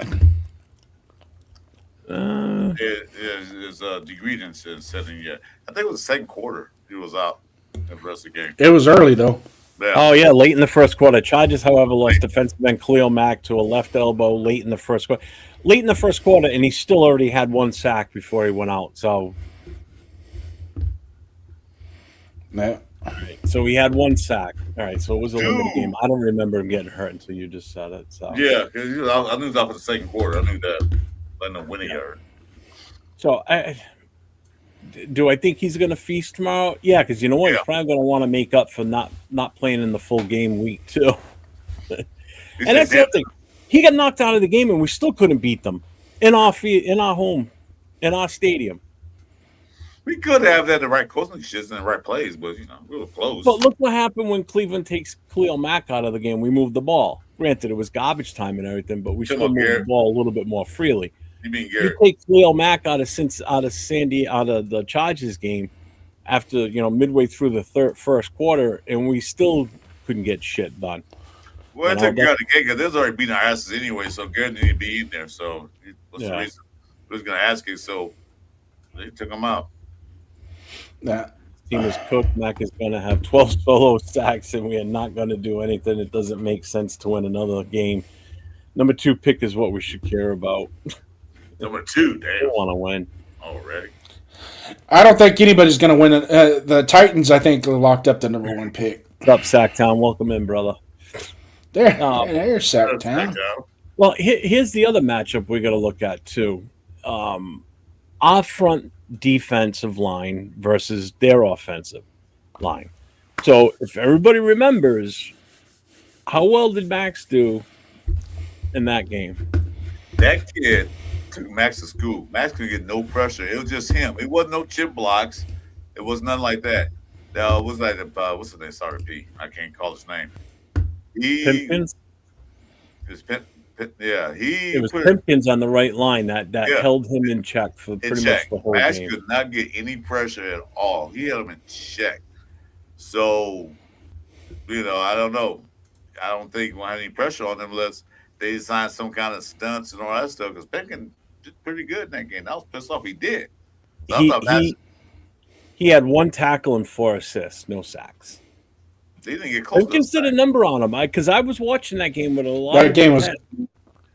We were live that Monday night watching that game, Chris, on doing a show, and I remember watching that, and everybody was like, "Oh, Max got to have a field day." Blah blah blah. They put Joe Alt on the left side. Right. They put Pimpkins on the right, and Pimpkins held him down. He wasn't even doubled or triple teamed. He got doubled a couple of times, but consistently it was 1-on-1, and he just handled Max Crosby like it was nothing. I was in shock. 2 or 3 times, but other than that, throughout the game, dude was like basically holding his own against him. And we thought Max could eat up because they lost their tackle. I forgot his name. They lost his tackle through the injury, so they put all, like you said, all to the right. And I said, "Oh, Pimpkins. Oh, who's he?" Max should eat him up. He handled him pretty well. Anyway, so the 2 tackles that they have now, I know that Sawyer kid on the left side has been really struggling. I know the Giants had a lot of success getting pressure off that side of the line, which is going to be the right side of the defense. Left side of the defense. I know Pipkins. I don't think Pipkins. I think he's still injured or banged up, but they had this kid Hart, and he did okay, but the Giants still were getting a lot of pressure on Sherbert. So I just brought up the depth chart for the Chargers. Mm-hmm. So at left tackle they got Trevor Penning, Zion Johnson, Bradley Boozman's the center, Mekhi Becton's the right guard, right tackle is Bobby Hart, Pipkins is number 2 on the right side. So who's still out? Oh, Joe Alt is, right? Joe Alt is still out. Where is he on this list? Where is he? I think he's out for the season. He got hurt pretty bad. Yeah, Gravy says it. That overall that game. Oh yeah, he is. He's on the reserve list. Overall, that game we could have won. Those 3 interceptions that Gino threw first drive, just totally wrecked us. I mean, that interception right in our territory, that just killed the whole game. So what was the score? 22-9, I think it was. 22 to 9. 20-9. They had 20. We had 9. Yeah. And in red zone couldn't get a touchdown a couple of times. And we had way more opportunities than normal to score, put a couple sevens up on the board and make it a different game. But it just got to the point that game. It was weird because it got to the point where it's like, we can still win this game, but we ain't going to because the offense just looks like crap. And how did it? I mean, it just over the week. I mean, they weren't like the greatest against New England, but hell, Gino put up 385 yards. Excuse me, points. So I mean, it wasn't like he was, and the one interception that he threw in that game was actually, it's like, okay, well, that guy just made a play. So you got to chalk every once in a while. You got to chalk it up to the defense. They made a play. Well, I'm looking at the actual team stats right now, right? So first of all, Gino had 180 yards passing, 43 attempts, and this was his 3 interception game. So we turned it over. So time of possession, we were pretty even. They had it 28 minutes, we had it 31. First downs, they had 15, we had 15. Third down conversions, we were 9 for 18. They were 4 for 11. Total yards, they had 317. We had 218. Penalties, they had 6 for 33. We had 5 for 47. Let's see. We had 2 punts that entire game. They had 3. So if you look just at the stat sheet, don't look at the final score, but just look at the stat sheet. That game should have been a lot closer. Oh yeah, and I'm not even done yet. Check this one out. You ready for this? Return yards. A lot closer, and a possible win because there were plays in the red zone that they did not complete. Like the we also threw 3 interceptions too. Yeah, in the red zone because the game was a lot closer than the score, like you said, Jason. What it is, it's just like they just could not complete the offensive plays. Go ahead, so for return yards, right? So they kicked So they had 3 kick returns for 80 yards. We had 4 for 91. They had 3 interceptions for 8-yard returns. We had red zone offense. We were 0 for 30. They were 1 for 3. We were never in a goal to go situation. We were never even close enough to be in a first and goal off touchdown. So it's like. We were just bad, man. That was just stupid mistakes. We gave them a lot of short field advantage, unfortunately, with those interceptions because that just kills you. That kills your drive. That forces your team to, you're changing your offensive plan because you're down by so much that you're not going to be able to run it too, which is the other reason that we weren't able to. Yeah, but we weren't down the whole game to where we had to completely abandon the run. But we did, though. That's the problem. That's just it. Just because you're down 7 or 10 points doesn't mean you have to abandon the run. No, but that's their mentality. That's what I'm getting. Yeah, I know, and that goes so fast. That's not just the Raiders, though. Everybody's doing that stupid shit in the NFL now, and it pisses me off because there comes a point in time where you realize that the guy in the backfield, he's pretty talented. You could use him. And he had a 4.3 average per carry in that game. He was 11 carries, 43 yards. Actually, no, it would have been less than that. Gino had 20 yards rushing in that game. And out of those 43 for Genti, his long was a 13. And even No, but it was horrible. he had some really good 5 and 7 yard runs that set us up second and short. Yep. And That gave us and we we couldn't capitalize on it. Yeah, you know? exactly. Second and 2 is a lot of teams, Jason. What you're saying is that it pisses me off too. If you're running good, why you stop it? When 10 get like up 7 or 10 points, if it's not late in the game, they abandon the run. They're like, oh, okay, we got to start throwing the ball. Like we're down by 7 points with 18 minutes to go in the game. Like Jesus Christ, the run game got you there. Why did you stop it? Go back to back interceptions, but I don't know, man. I like I said, I want to have hope for this game, but man, it's quickly fading. What's up, Diesel? Yeah, I told you I was a UFC fan. I keep telling you guys that. Because the other guy told me Notre Dame. I'm the only one UFC fan here. I'll ask this to the rest of the Raider Nation that's in the chat and on our panel today. Are we not going to watch the game? What game? Tomorrow? Tomorrow? Yeah. Oh, I'm watching it. I'll be there. Yeah. I'll be with my chapter at the bar. Yeah, I'm watching again tomorrow. Why, you want to do a watch party, Jason, tomorrow? No. That's not what I'm saying. What I'm saying, there's we are committed to our team. What a lot of especially the guys that are in the organization right now need to realize that in 10 years we're still going to be here. Yeah, we're still going to be here. They're not. So it's up to them to bless us with their abilities. We don't have to prove it. The Raider fans have nothing to prove to the players. The players have to prove it to us. Well, Geno Smith can't prove it to the players the way he does, but anyway. Well, flip me off. If I get within 10 feet of that motherfucker and he flips me off, I'll break that finger off. Trust me. No, but we need Geno. He's our star quarterback. Oh, no. AOC, you're in. Go. Go. Hey, that's a good question. I won't watch the game for the first quarter. Then if it gets bad, I'm going to start playing video games. Guess I'll be alone on Monday then. If you don't watch the game, how are you going to talk about it on Monday? No, I have 2 TVs set up. I have my game TV. I have a game TV at the game. Philly fans booing and leaving in the third quarter. Oh yeah, dude, that stadium was fucking empty. Did you see that shit? Fucking police emptied the fuck out.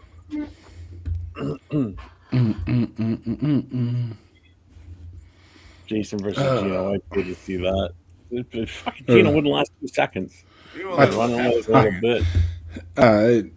He's doing shit in his pants. What's up, Coach? Coach is here. He goes, I'm not watching. I'm not watching. Fucking gravy's on. I'm out. I'll watch the game. I'll play games. I'll play video games. Watch the game at the same time. Yeah. But you know what? He's the smartest one of us all because he's going to save his sanity one more day by not watching it. Because we're all going to be like, what the fuck? You still bust your ass to try and get him promoted and out of your head. Yeah, true. We're not doing a score. We're not doing a score prediction night, are we? Because I don't want to do that. Yeah, 30 to 21. Yeah, that's right. We'll get to that. Don't Johnny jump ahead. Stop it. There ain't no Johnny jump ahead. You ain't changed nothing. I just asked. You probably even. I didn't give mine. Ask a question. Jeff, you probably still have the same underwear on since week 1, huh? We're gonna get 30 points one way or the other this year. Yeah, I don't wear underwear. How's that for an image? Hey, we're gonna get 30 points. We'll get probably 3 games. We'll get 30 points. 3 games, we'll get 30 points. Does Jason know martial arts or something? Geno's like twice his size. Do you realize how big Jason is? No, he's not. Jason is not a No, he's not. Jason's a big kid. He is not smaller than me. You want me to show you a picture of me standing next to Derek Carr? Jason didn't miss a meal, so he's not. He is smaller than you. He's saying Geno's bigger than you. Oh, is it? No, Geno is not bigger than me. That's what I'm saying. You just said the complete opposite, like you were agreeing with him. You see Jason's pictures, man. He does not miss a meal. I tell you what, he's a big kid. Yeah. How tall are you? Like 6'5"? 6'5", 325. Yeah. Come on. He's bigger than some of the offensive linemen. I'm like, up here on my wall, I got a picture of me standing next to Derek Carr. I'm about 1.5 inches taller than Derek Carr. Jason, you bigger than Derek Carr's that tall? He's 6'4". Oh shit! I didn't think he was that tall. 6'3.5", 6'4". Yeah. Hey Jeff, Jason's bigger than Parham. You should have saw it. I put my arm around him. I grabbed his trap muscle and I just squeezed it, pulled him in. He goes, eh. The funniest one. I gotta tell this story. When I was 19 years old or 18 years old, went to the LA Coliseum, and this is when Todd Marinovich played for the Raiders. Yeah. And we met him there was a gate that the players would come through the parking lot, and they had to walk across the walkway where the fans were towards the locker room, right? Yeah. And so we're all standing by the gate. Here comes Todd Marinovich, and he's still brand new to the team. He's actually still a backup. He hasn't even started yet. And he comes walking through, and I'm like, oh, man, I got to get his autograph. So me and two other guys got in front of him, and he's like trying to ditch us, go around us, so he didn't have to autograph us. I fucking grabbed his left bicep, which is his throwing arm, and I fucking grabbed him and slung him back into the fucking chain link fence. And the other guy grabbed his right arm, and we held the paper underneath him and go, just sign. That's all you got to do is sign. He goes, fuck, I ain't even got to the game yet, and I'm already getting fucking attacked. What game was that you went to? You remember the game it was? Yeah, it was the San Francisco 49ers game. We won 9-6. Oh, I didn't go to that game. Okay. Hell, well, might have been there with you. Yeah, we won 9-6. That was the game that Terry McDaniel took out Jerry Rice's leg. Jerry Rice went over the middle, and Steve Young threw it high, and he jumped up to get it, and Terry McDaniel just went boop, and took his legs out from underneath him, and Jerry Rice didn't play the rest of the game. Sure, shit, I'm only 6 even. I'm right at 6 feet. Nah. 9. Except I'm 7'7", 450 pounds. So yeah, okay. Yeah, I know you're a tall dude, but you ain't that tall. Yeah, all right. All right, celery. 7'7", 450 pounds. Yeah. Been married 5 times. So keeping with where the game is won or lost here, what matchup is the biggest X factor for the Raiders this week? The biggest matchup that's an X factor? Mm-hmm. What matchup is the biggest X factor? Has to be getting Bowers, because I don't know about their secondary as far as their safety is concerned. And Derwin James? Derwin James. Yeah, but I don't know if he's good. He's not Pat Surtain by any means of stretch. They got to get Bowers open somehow, some way down the field. Tucker got to get open and make catches. I'm not relying on Thornton. I'm not relying on Best to make catches. But they got to find some way to scheme Bowers open. You know, they have to do that. But to use Tucker as a guinea pig, go out, do this, do that. But they got to get Bowers open. He has to get his catches because Bauer is a rack monster. That's a catch. Was it rack? Yeah. He has to get the ball. Catch the ball. Gino has to get him the ball. But if they can't scheme open, then there's no way we'll win that game. Wide receiver gets yaks, running backs get racks. Racks, okay, yaks, okay. Run after contact and yards after catch. Rather carry. Don't be picky, Jason. I'm not. Just catch the damn ball and get upfield. That's all I care about. So what's your that was the simplest thing I heard from you, Jason. That was sweet and short and simple. Oh, shit. X Factor in the game. Well, Brock Bowers is an obvious. That's Captain Obvious, and I'll roll. I like that one. Got to scheme him up, get him open, execute, damage the middle of the field. But I'm going to go with 2 players as an X Factor in the passing game. Yeah, 1. Granted, our offensive line can protect. Okay. Mm-hmm. They can at least just get in their way and don't end up on your back with cleat marks on your chest. Because last thing I want to see is my offensive lineman coming off the field. He's got cleat marks on his chest. Okay, and grass stains on his ass. Yeah, grass is the butt. Yeah, Michael, he's out. And his face mask turned sideways, like his helmet. The air hole. Hey, coach, did I block good? How do you think I blocked on that one? Oh, shit. Oh. Fix that. How'd that feel? Yeah. No, but the two X factors in the pass game, if we can execute on the offensive line, give us affordable protection, is Tyler Lockett and Trey Tucker are going to have to get open and make their catches. Okay. Now, here's another thing that's going to come into play. Is Jack Besh going to get some run tomorrow? Because now Ole is the one in charge. Okay? Ole's in charge. Ole likes possession receivers. What has Jack Besh done in the limited amount of times that he's gotten the ball and the limited amount of times he's been on the field? What has he done? He's been reliable. Yeah. He's been reliable. So why not utilize that? And guess and he's big enough and he's strong enough he can overpower that left cornerback of the Chargers. Okay? He can get open on him. So why not give him some run? Why not give Best some run? My X factor going into tomorrow's game. I might be 80% wrong, but I'm still going to go with it. I don't care. Jack Besh. You said the word if. If you use the word if offensive line, you know what if means, right? If, ands, or buts, cherries, and nuts. Would all be happy? No, it said if means I'm fucked. That's what that means. So using if, then I'm fucked. Because if they can get protection. Yeah, if. Who will Derwin James cover?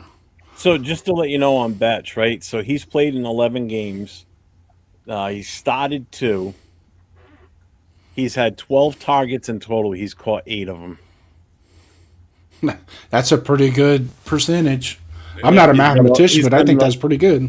Yeah, he's got an 11.5 average per catch. And let's see. Just to give you some perspective here, Dante Thornton played in 10 games, started 6. He's got 7 catches. 7 out of 23 attempts. Well, 23 targets, 7 catches. Mm-hmm. Okay. So that's a 30% target to catch ratio, whereas Jack Betch is at a 66.7. All right. Thornton has 112 yards and 1 touchdown. Ian Thomas played in 11 games, started 6. He's 10 for 10. He's 100%, 89 yards. Let's see. Who else has got a high percentage here? Let's see what we got. What's Michael Mayer has? That's what I'm looking for. Okay. Michael Mayer. Here he is. Man, 9 games played, 9 started. He is 32 targets, 22 catches. He's at a 68.8. Who do you think's the highest percentage on targets to catch ratio? Other than that's you just listed 100%. Yeah, but I mean, that's 10 catches. I mean, 10 targets. I mean, okay. So you want to? What's the minimum? What's the minimum? One normal starters. What's the Tucker? It's not Tucker. No. No. Yeah, I said no. Tucker. So. Besh? Who? Besh? I just said what Betch was. Betch is, well, what's the minimum catches you have to have, though? That's what I was asking. It's more than 20. Okay, 20. Well, Bowers isn't going to have a high percentage because he's got there's a lot of misses with him. So you're smiling. You're smiling. So it's Bowers. Genty. It's Bowers. Genty. Chris is right. It's Genty. Genty. I was talking. Yeah. Oh, that don't count. Those are swing passes. That don't. Those are passes. Yes. Okay, I want to know receptions past the line of scrimmage. All right. So hold on. All right. God, they're gonna be 10 going down chasing. Like, I'm kidding. I'm kidding. I'm kidding. One right, and you're gonna challenge me. God, that's not. I'm kidding. Brock Bowers, right? 8 games, 4. He started 4. Okay. He's got 64 targets, 45 catches, a 70.3 percentage, 510 yards, 20 plus yard receiving. He's got 4 of them. He's caught 4 for over 25 yards, and he's got 3 TDs. Hey, since we're talking about Brock Bowers, Well, hold on. I want to tell you what Genti is because that's the answer. Genti is 11 for 11. 11 games played, 11 started. He is at 46 targets, 37 catches. He's at an 80.4 percentage, 221 yards, and he has 2 for 25 plus. His long was 29. Bauer's long was 38. And he's got 4 touchdowns. So he beats Bowers in the touchdowns. I think Bowers got 2, right? Bowers has 3 touchdowns. Oh, he's 3. Okay. Yep. I wanted 10 from him this year, but I don't think we're going to see 10. Yeah, we can. Yeah. Oh, I'm not here, guys. You never saw me. Bye. Popo's here. I'm not here. You never saw me. Now, I'm gonna give Chris a little bit of credit with his X factor because there's just a little bit. You don't deserve a whole lot of credit, okay? Just a little bit. Yeah. There's one thing going into this Chargers game that we didn't have going into the last Chargers game, and what is that? A healthy Brock Bowers. And if you remember that Chargers game, he wasn't 100%. I don't even think he was 60. He horrible. No, he was terrible. But there were still plays there for him to be made. Yeah, but he against the Chargers. He shouldn't have played that game. I agree. He shouldn't have played. But the ones where when they threw that skinny post up the seam to him, if he was healthy, that's a touchdown. Yeah, exactly. Because he would have went up and got that ball and came down with it. Jumped off one lead, try to get that ball. He couldn't. Yeah. Yeah. So that's going to be, and there was other plays as well that he couldn't get out of his break. Right. So this whole thing of Derwin James covering Brock Bowers, Derwin James covering Brock Bowers doesn't scare me one bit. Yeah, because he was open. If he was a little bit healthier, he'd have been open. He just couldn't make those cuts, like you said. He couldn't make the cuts. He got his routes, and he couldn't make those jump balls. So he's healthy now. Go ahead. What was the compensation we got for Jacoby? Do you remember? I forget now. 4th and a 6th.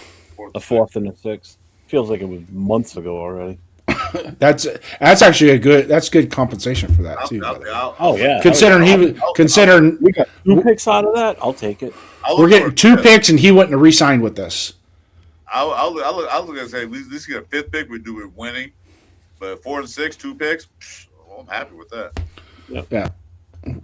We're getting 2 picks, and he wouldn't even have signed with us next year. So we would have been -1. We would have been -1 on that whole deal had we not traded him. And that's what we do. We don't trade the guy at the last minute, and then we lose him. Then we get nothing for it. No, at least we got something for it. We got fucked with Derek Carr because we just fucking let him go. Yeah, that's what I'm saying though. Yeah. We let people go like we got something for him at least. A 7th round pick, I don't matter, but get something for him. Yeah, you're right, Rock. Too, the Chargers versus Raiders history is greater than all of us in these teams. They have to put up a massive fucking fight. That's what I hope for. I just please make it competitive. Like, don't let them blow us out. Yeah, make it so I can turn my game off. I can turn my game off, watch the game. Don't make that watch the game and watch that.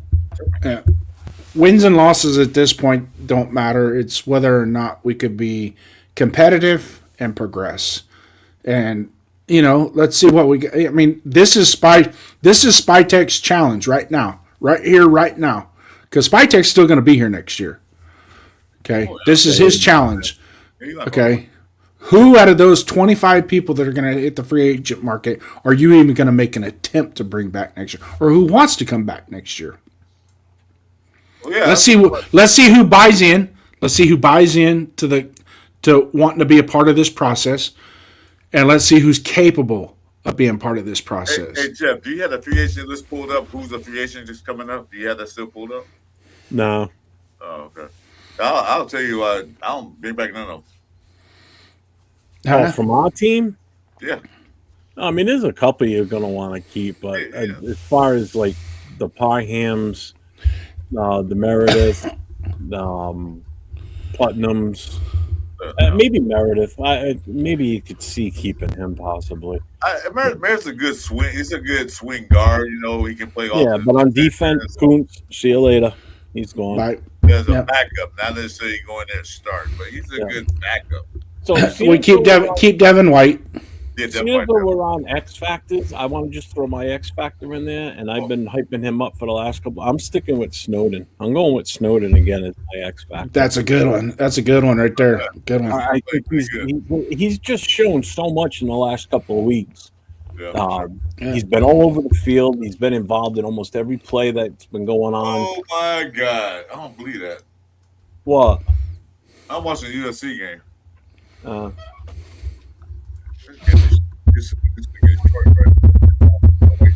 Who cares about USC? They suck. So I'm going with Snowden. I'm going to pick Snowden as my. That's a good one, Jeff. Good one. X Factor. Yeah, that's a good one. Max is an easy one to pick, but I think Max will have a bigger impact this time because Pimpkins isn't playing. Pimpkins is number 2 now. So let's see what this other guy can do that's going to be out there. Who's going to even line up against him? I'm not sure. What time's the Notre Dame going to start tonight? Late, right? It starts 7:30 my time. It's on right now. It's already on. It's already on. It's 7:45. It's already on. It's already on right now. Yeah, it is. I wanted to put that one on at least. Let's see. Same as always, both lines of Gino especially need to show up and step up. Game over, Trojans. Whatever. So, as far as who has to step up,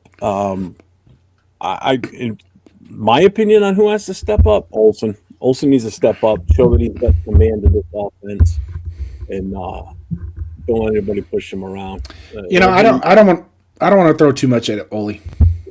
It's not his fault. It's not like he's never done this before, though. It's not like he's under any great pressure. I mean, what kind of pressure is he under? He's an interim. Okay? That's a good thing. That's a good thing. Right. He's an interim. He's been with this team before. So if he fails as the interim and they still want to keep him as the QB coach, he's still got a job. You're not going to fire him if he has a shitty offensive if he's a shitty offensive coordinator interim for the rest of the season. Yeah, he's still your quarterback coach. Do you want to dump him? No, probably not. So he's in a win-win situation. He can either excel for the last 6 games and really turn this offense around, or he could just shit the bed and then he goes back to his quarterback coaching position. I can't see them. Why would you fire him? Hey, he's in a win situation because he didn't go into the but he didn't go into the season expecting to be the interim offensive coordinator. No. He went into the season knowing, all right, this is going to be my job. I'm going to be the quarterback's coach. And all of a sudden, Chip Kelly gets fired, and Pete Carroll's like, all right, well, you're going to be the interim offensive coordinator. Have at it. I mean, you got to feel good about that if you're him. If I'm him, what if I get to lose if I switch things up, provided Pete lets me? Because if I do good, great. That's another notch on my resume. If I do shit, whatever. Yeah, it's a win-win. So if he does bad, he's going back, like you said, going back to the quarterback coach. If he does really good, he might have a chance to be the OC. Not for this team, maybe for some other team later on. So he's in a win-win. Yeah. So I think the who has to step up, in my opinion, is going to be Olson. Olson needs to show that he's got command of this offense. He's going to be down on the field. He's not going to be up in the booth. They already said it. Yeah. He's not going to be up high in the sky. He's going to be down low on the field. So, I mean, the other has to step up. The defense, I think. Special teams. I mean, who do you think has to step up the most this week besides Geno Smith? That's the obvious one. Yeah. So's the offensive line. I mean, they both have to step up. Yeah, there's no question about it. Carlson got to step up too because he's got to stop making these goddamn field goals. I think he's done. Ain't nothing gonna matter until the offensive line decides to perform. And I'm just hoping Olson has an effect on that. That's all. You think the room is happier now that he's there? Honest opinion. I think there's going to be a little bit more openness about it as far as. Well, I said that at the beginning. I'd like to think that there's an air of relief in the offensive side of the room. Knowing that this enigma and Chip Kelly's not hanging over their head right now. So.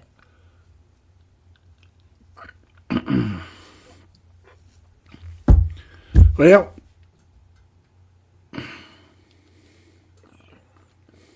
got 44 in the chat right now. Thank you guys for joining us on a Saturday night, wherever you're at. And I got one more segment before we get into the predictions and such. So, LA crowd advantage, Raider Nation takeover, as we all know, when we go to LA to play, whether it be the Rams or the Chargers, we always black out the stadium. We've never won in SoFi in regular season. With the crowd. We actually won COVID year Yeah. when there was nobody in the stadium. Yeah, was that preseason? It though, or was. was that- No, we never play the Chargers in preseason. Come on now. They put a mannequins in the stadium. No, I thought it was the Rams we played. No. Remember they threw two fade passes in the end zone and number 31 broke them up.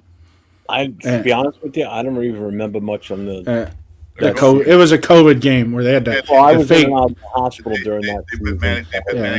put mannequins up there. And November of 2020, I think it was when we played there.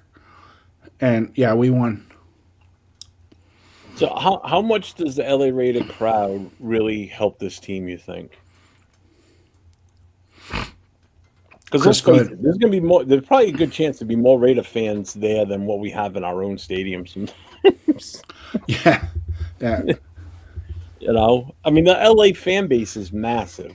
The Raiders fan base is massive in LA. You know that. Yeah, we used to black out Jack Murphy Stadium till the owner got pissed off. So that was. Oh yeah, that I know. Yeah, so yeah, it's gonna be pretty much a Raider fan base there. So how much do you think that helps the team, though? It has helped These guys, I don't think it helps them at all. I don't think it helped so far. They even at home they've helped them out. So. Well, I mean, technically, It'll look good. It'll look good on TV. Well, it's like a home game for us because we're gonna have so many Raider fans there, which is always what happens in LA. Like I said, regardless of who we're playing, Rams or Chargers. It doesn't. It won't help that much. But let's say it does help. Like, let's say that the Raider fans that are there are just so vocal, and you can tell because you can tell when you watch games what fan base is dominating in the stadium.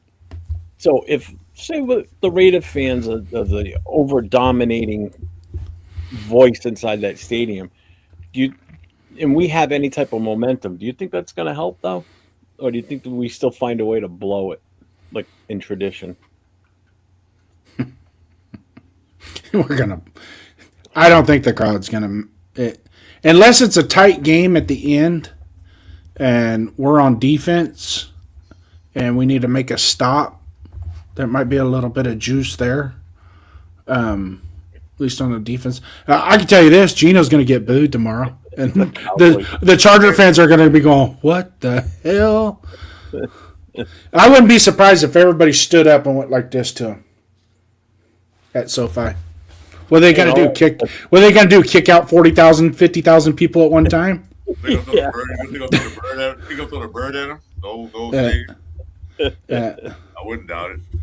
And actually, the code of conduct, giving hand signals is not part of the code of conduct. What happened with that was the guy was actually saying stuff to him, and that's why they give him a code of conduct. Well, I saw somebody post something on Facebook.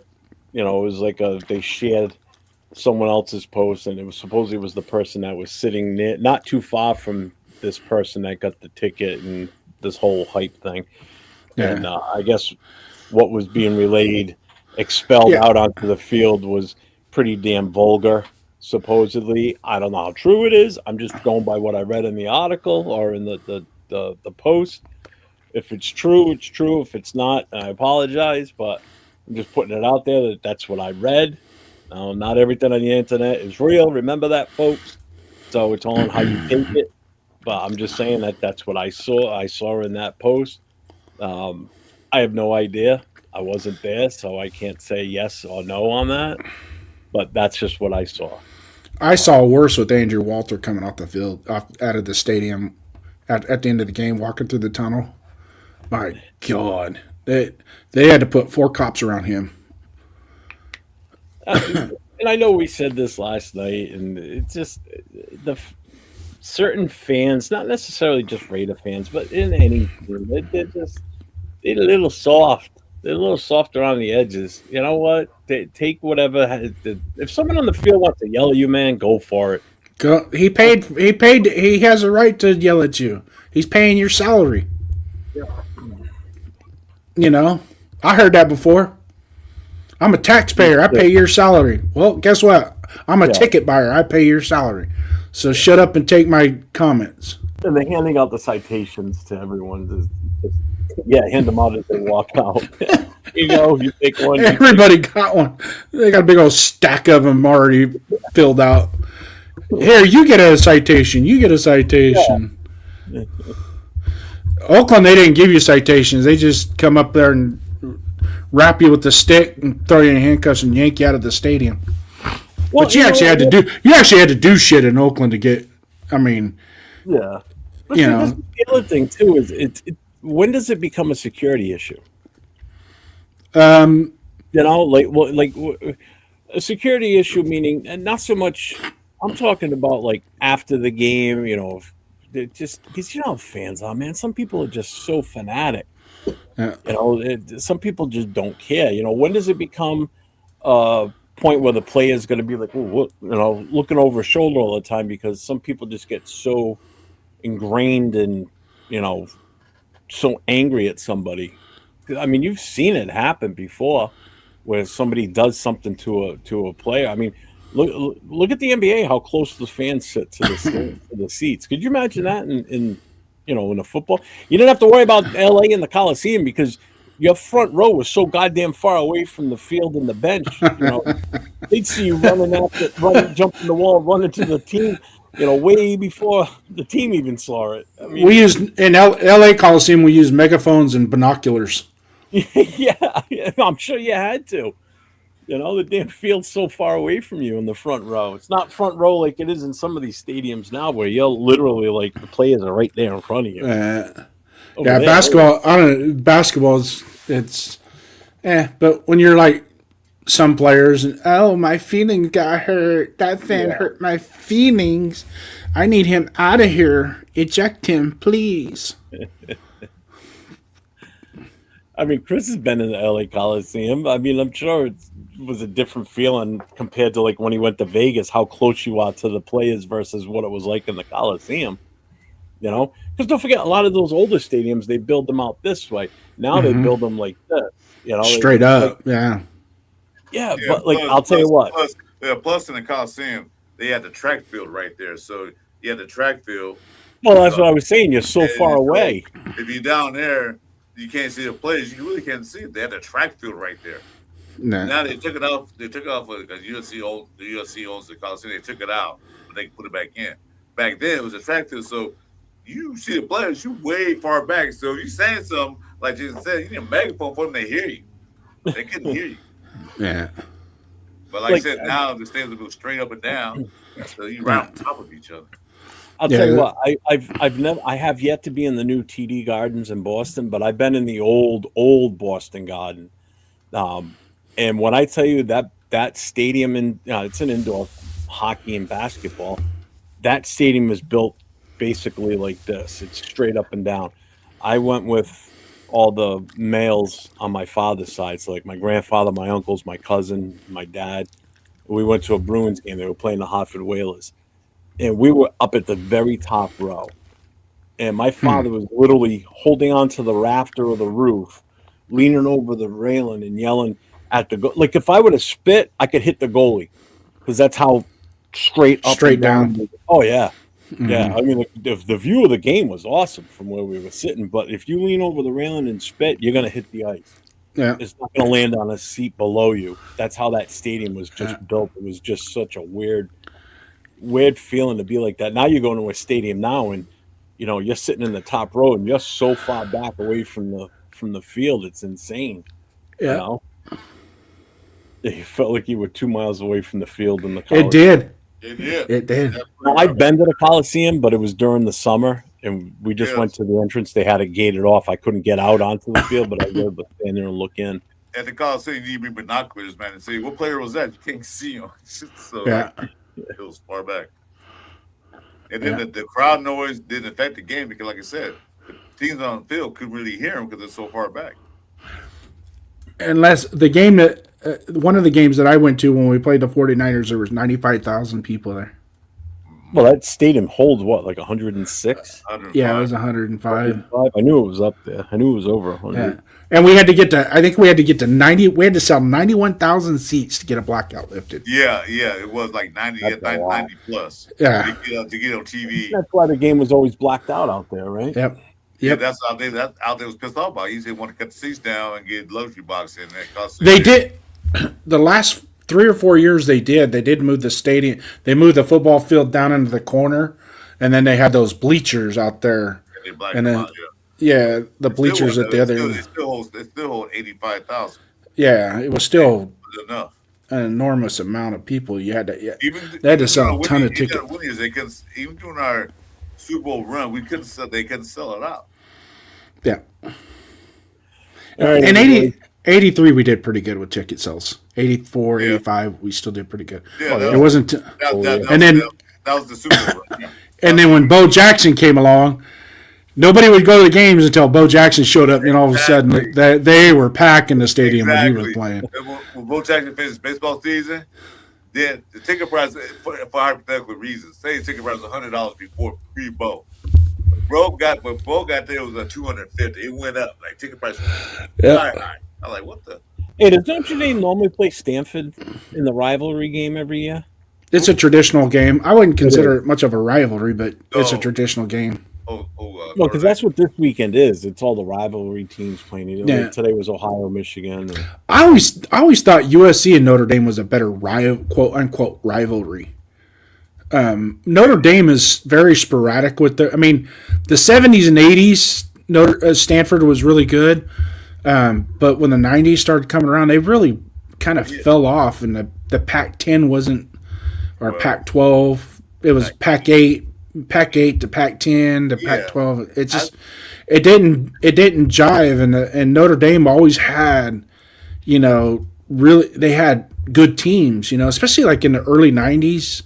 Lou Holtz always had good teams, but I never really thought of Notre Dame and Stanford being a quote unquote rivalry. Notre Dame was the most visualized rivalry, because they were two big schools. USC is that big private school. Notre Dame has tradition, so that was the biggest game. The Notre Dame and Stanford. I don't know. I don't see that's a rivalry game. Stanford versus Cal is a rivalry game, because only Notre Dame rivalry is USC. That's really their rivalry game. Well, and then Notre Dame and Miami. Jason, you still like USC is a rivalry game, but it's not a rivalry game like that. It's a cross-town rivalry. It's a battle for LA. So the Notre Dame USC, I think, is a bigger rivalry than even the UCLA USC game. Okay. So all right, go ahead, Jason. Now, I'm done. I was saying, let me finish. So, yeah, I think that's the biggest television rivalry game too. On top of that, because both big schools both bring a lot of income to the networks. That's why they already got their own station. Was it Peacock? So. Oh shit, he don't look good. Who's number 4 for Notre Dame? Is that Love? Yeah, Jordan Love. Oh, he's a beast. He is in some serious pain right now. That's not good. No, he's he's kind of a front runner for the Heisman too right now. I don't know if you're going to see him the rest of this game after this one. What happened? He spins, gets hit.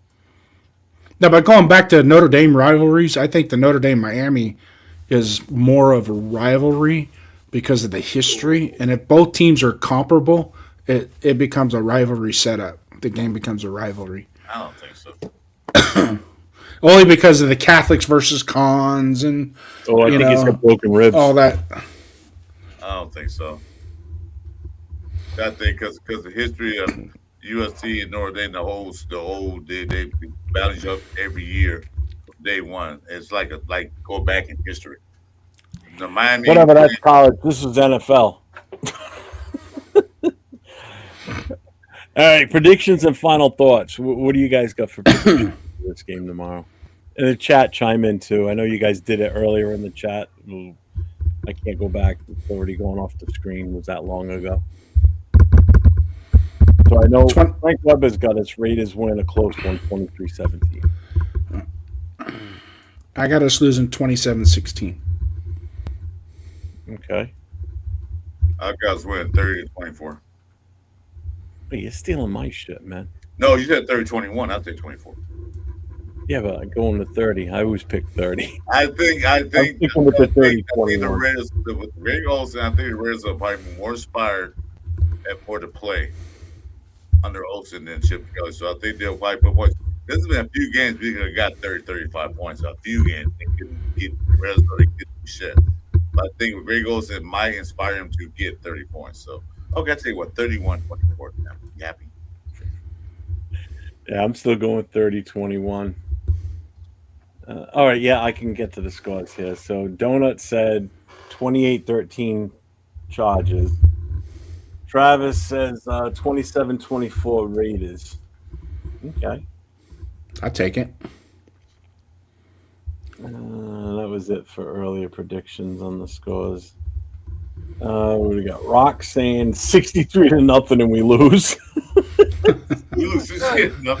Was that a It'll probably feel like a 63-0 game. Yeah, it's Travis again putting his score up again, 27-24. Habo is in. Habo is and his entitled hose want 63. Damn. Well, keep in mind they don't have Hampton, which is fine because I got Vidal on one of my fantasy teams. So yeah.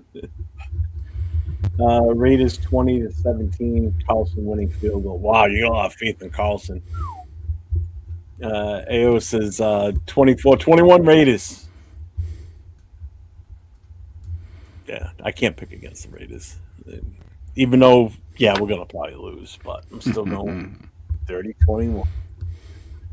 I want to see us score 30 points. If Olsen can do this and get us 30 points, oh, hell yeah, I'll be happy now.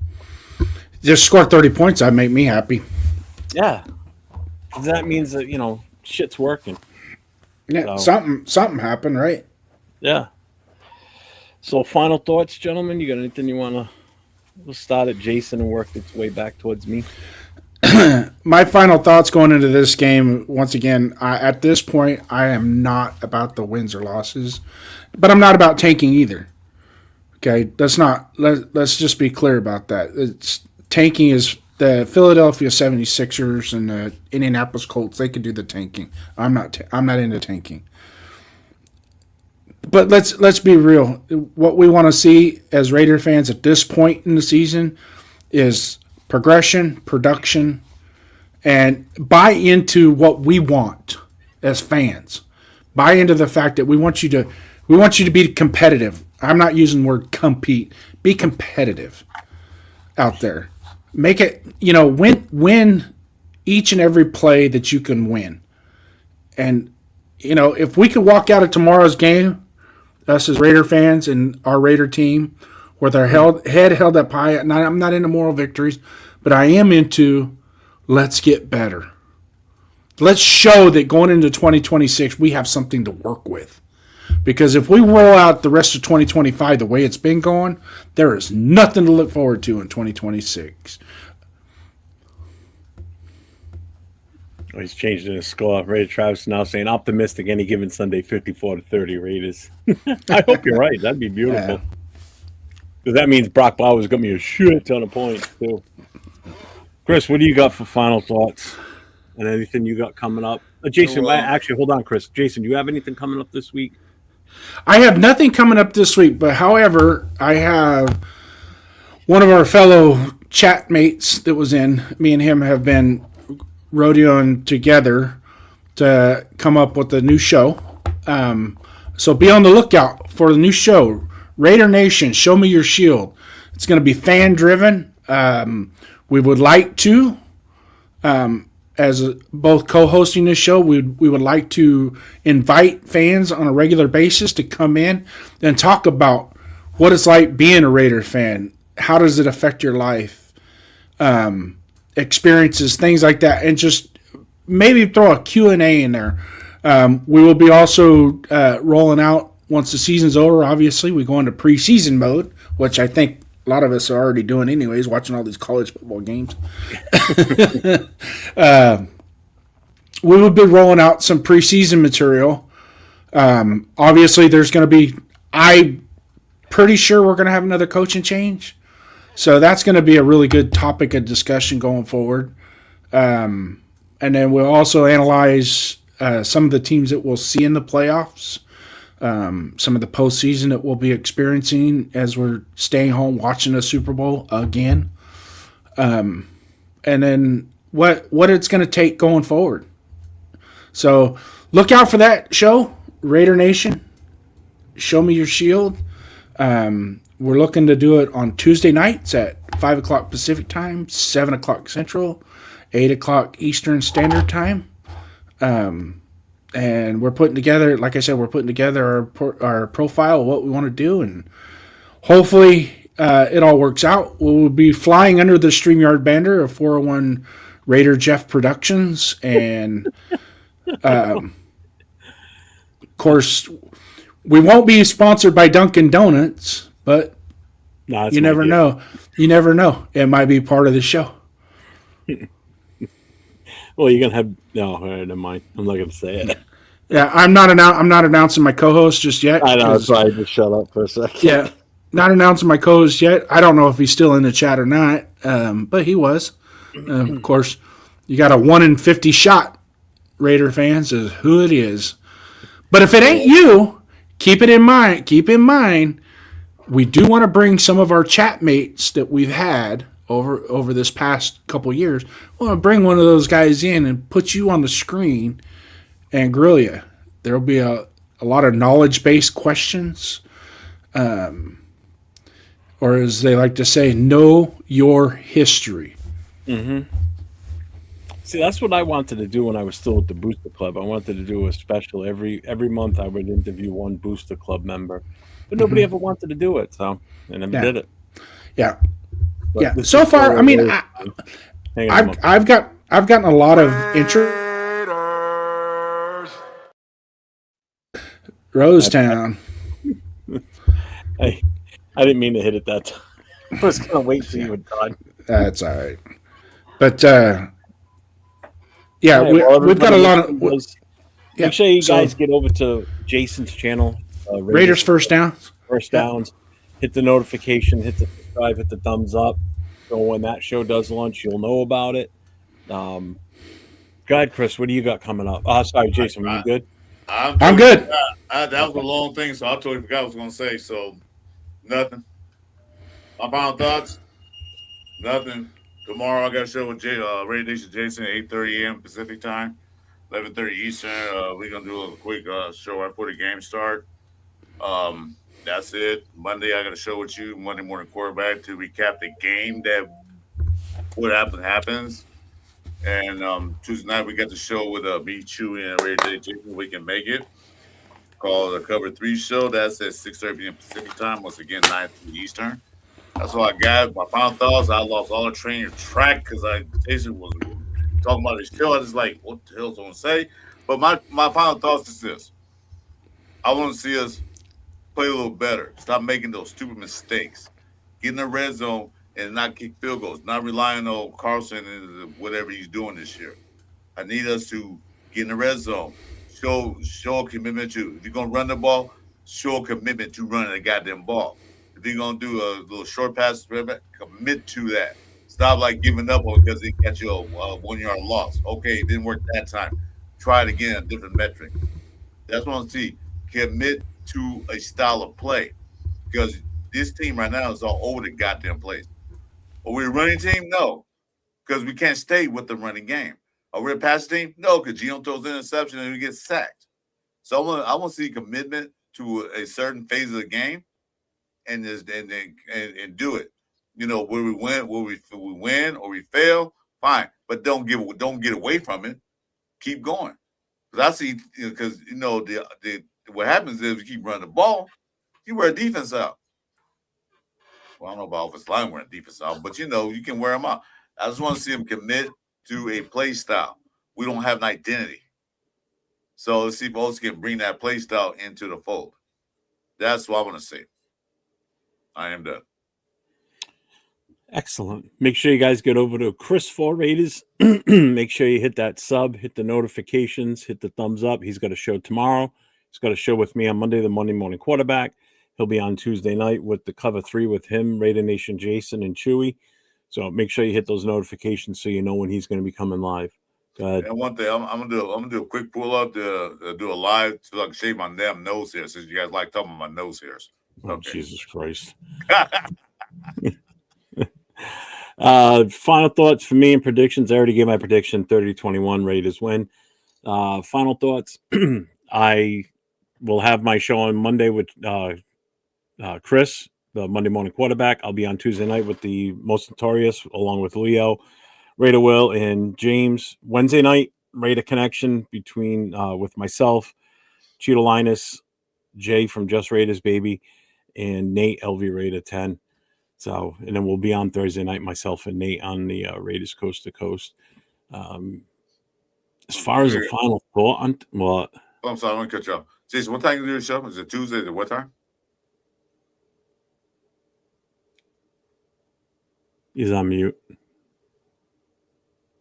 There you go. What time? What? What time you do the show Tuesday nights? It'll be Tuesday nights at 5 p.m. Okay. Pacific Standard Time, 7 o'clock Central, 8 o'clock Eastern Time. All right. Are you starting at this Tuesday or you don't? No. Okay. We're gonna be running through some stuff this week, doing some drills, kind of plotting together points and consistencies and things. And I just the conversation. I've known him for about over a year, and had a lot of good conversations with them. And it will be a natural flow with him. And it's just, I'm still going to be a part of the 401 Raider Jeff Productions Saturday nights. Thanks, Cal. On, what's it called? Last Call Podcast. It's right there above your head. Yeah, it's right there. What's it called? Yeah. You guys are old letters. You guys are too easy.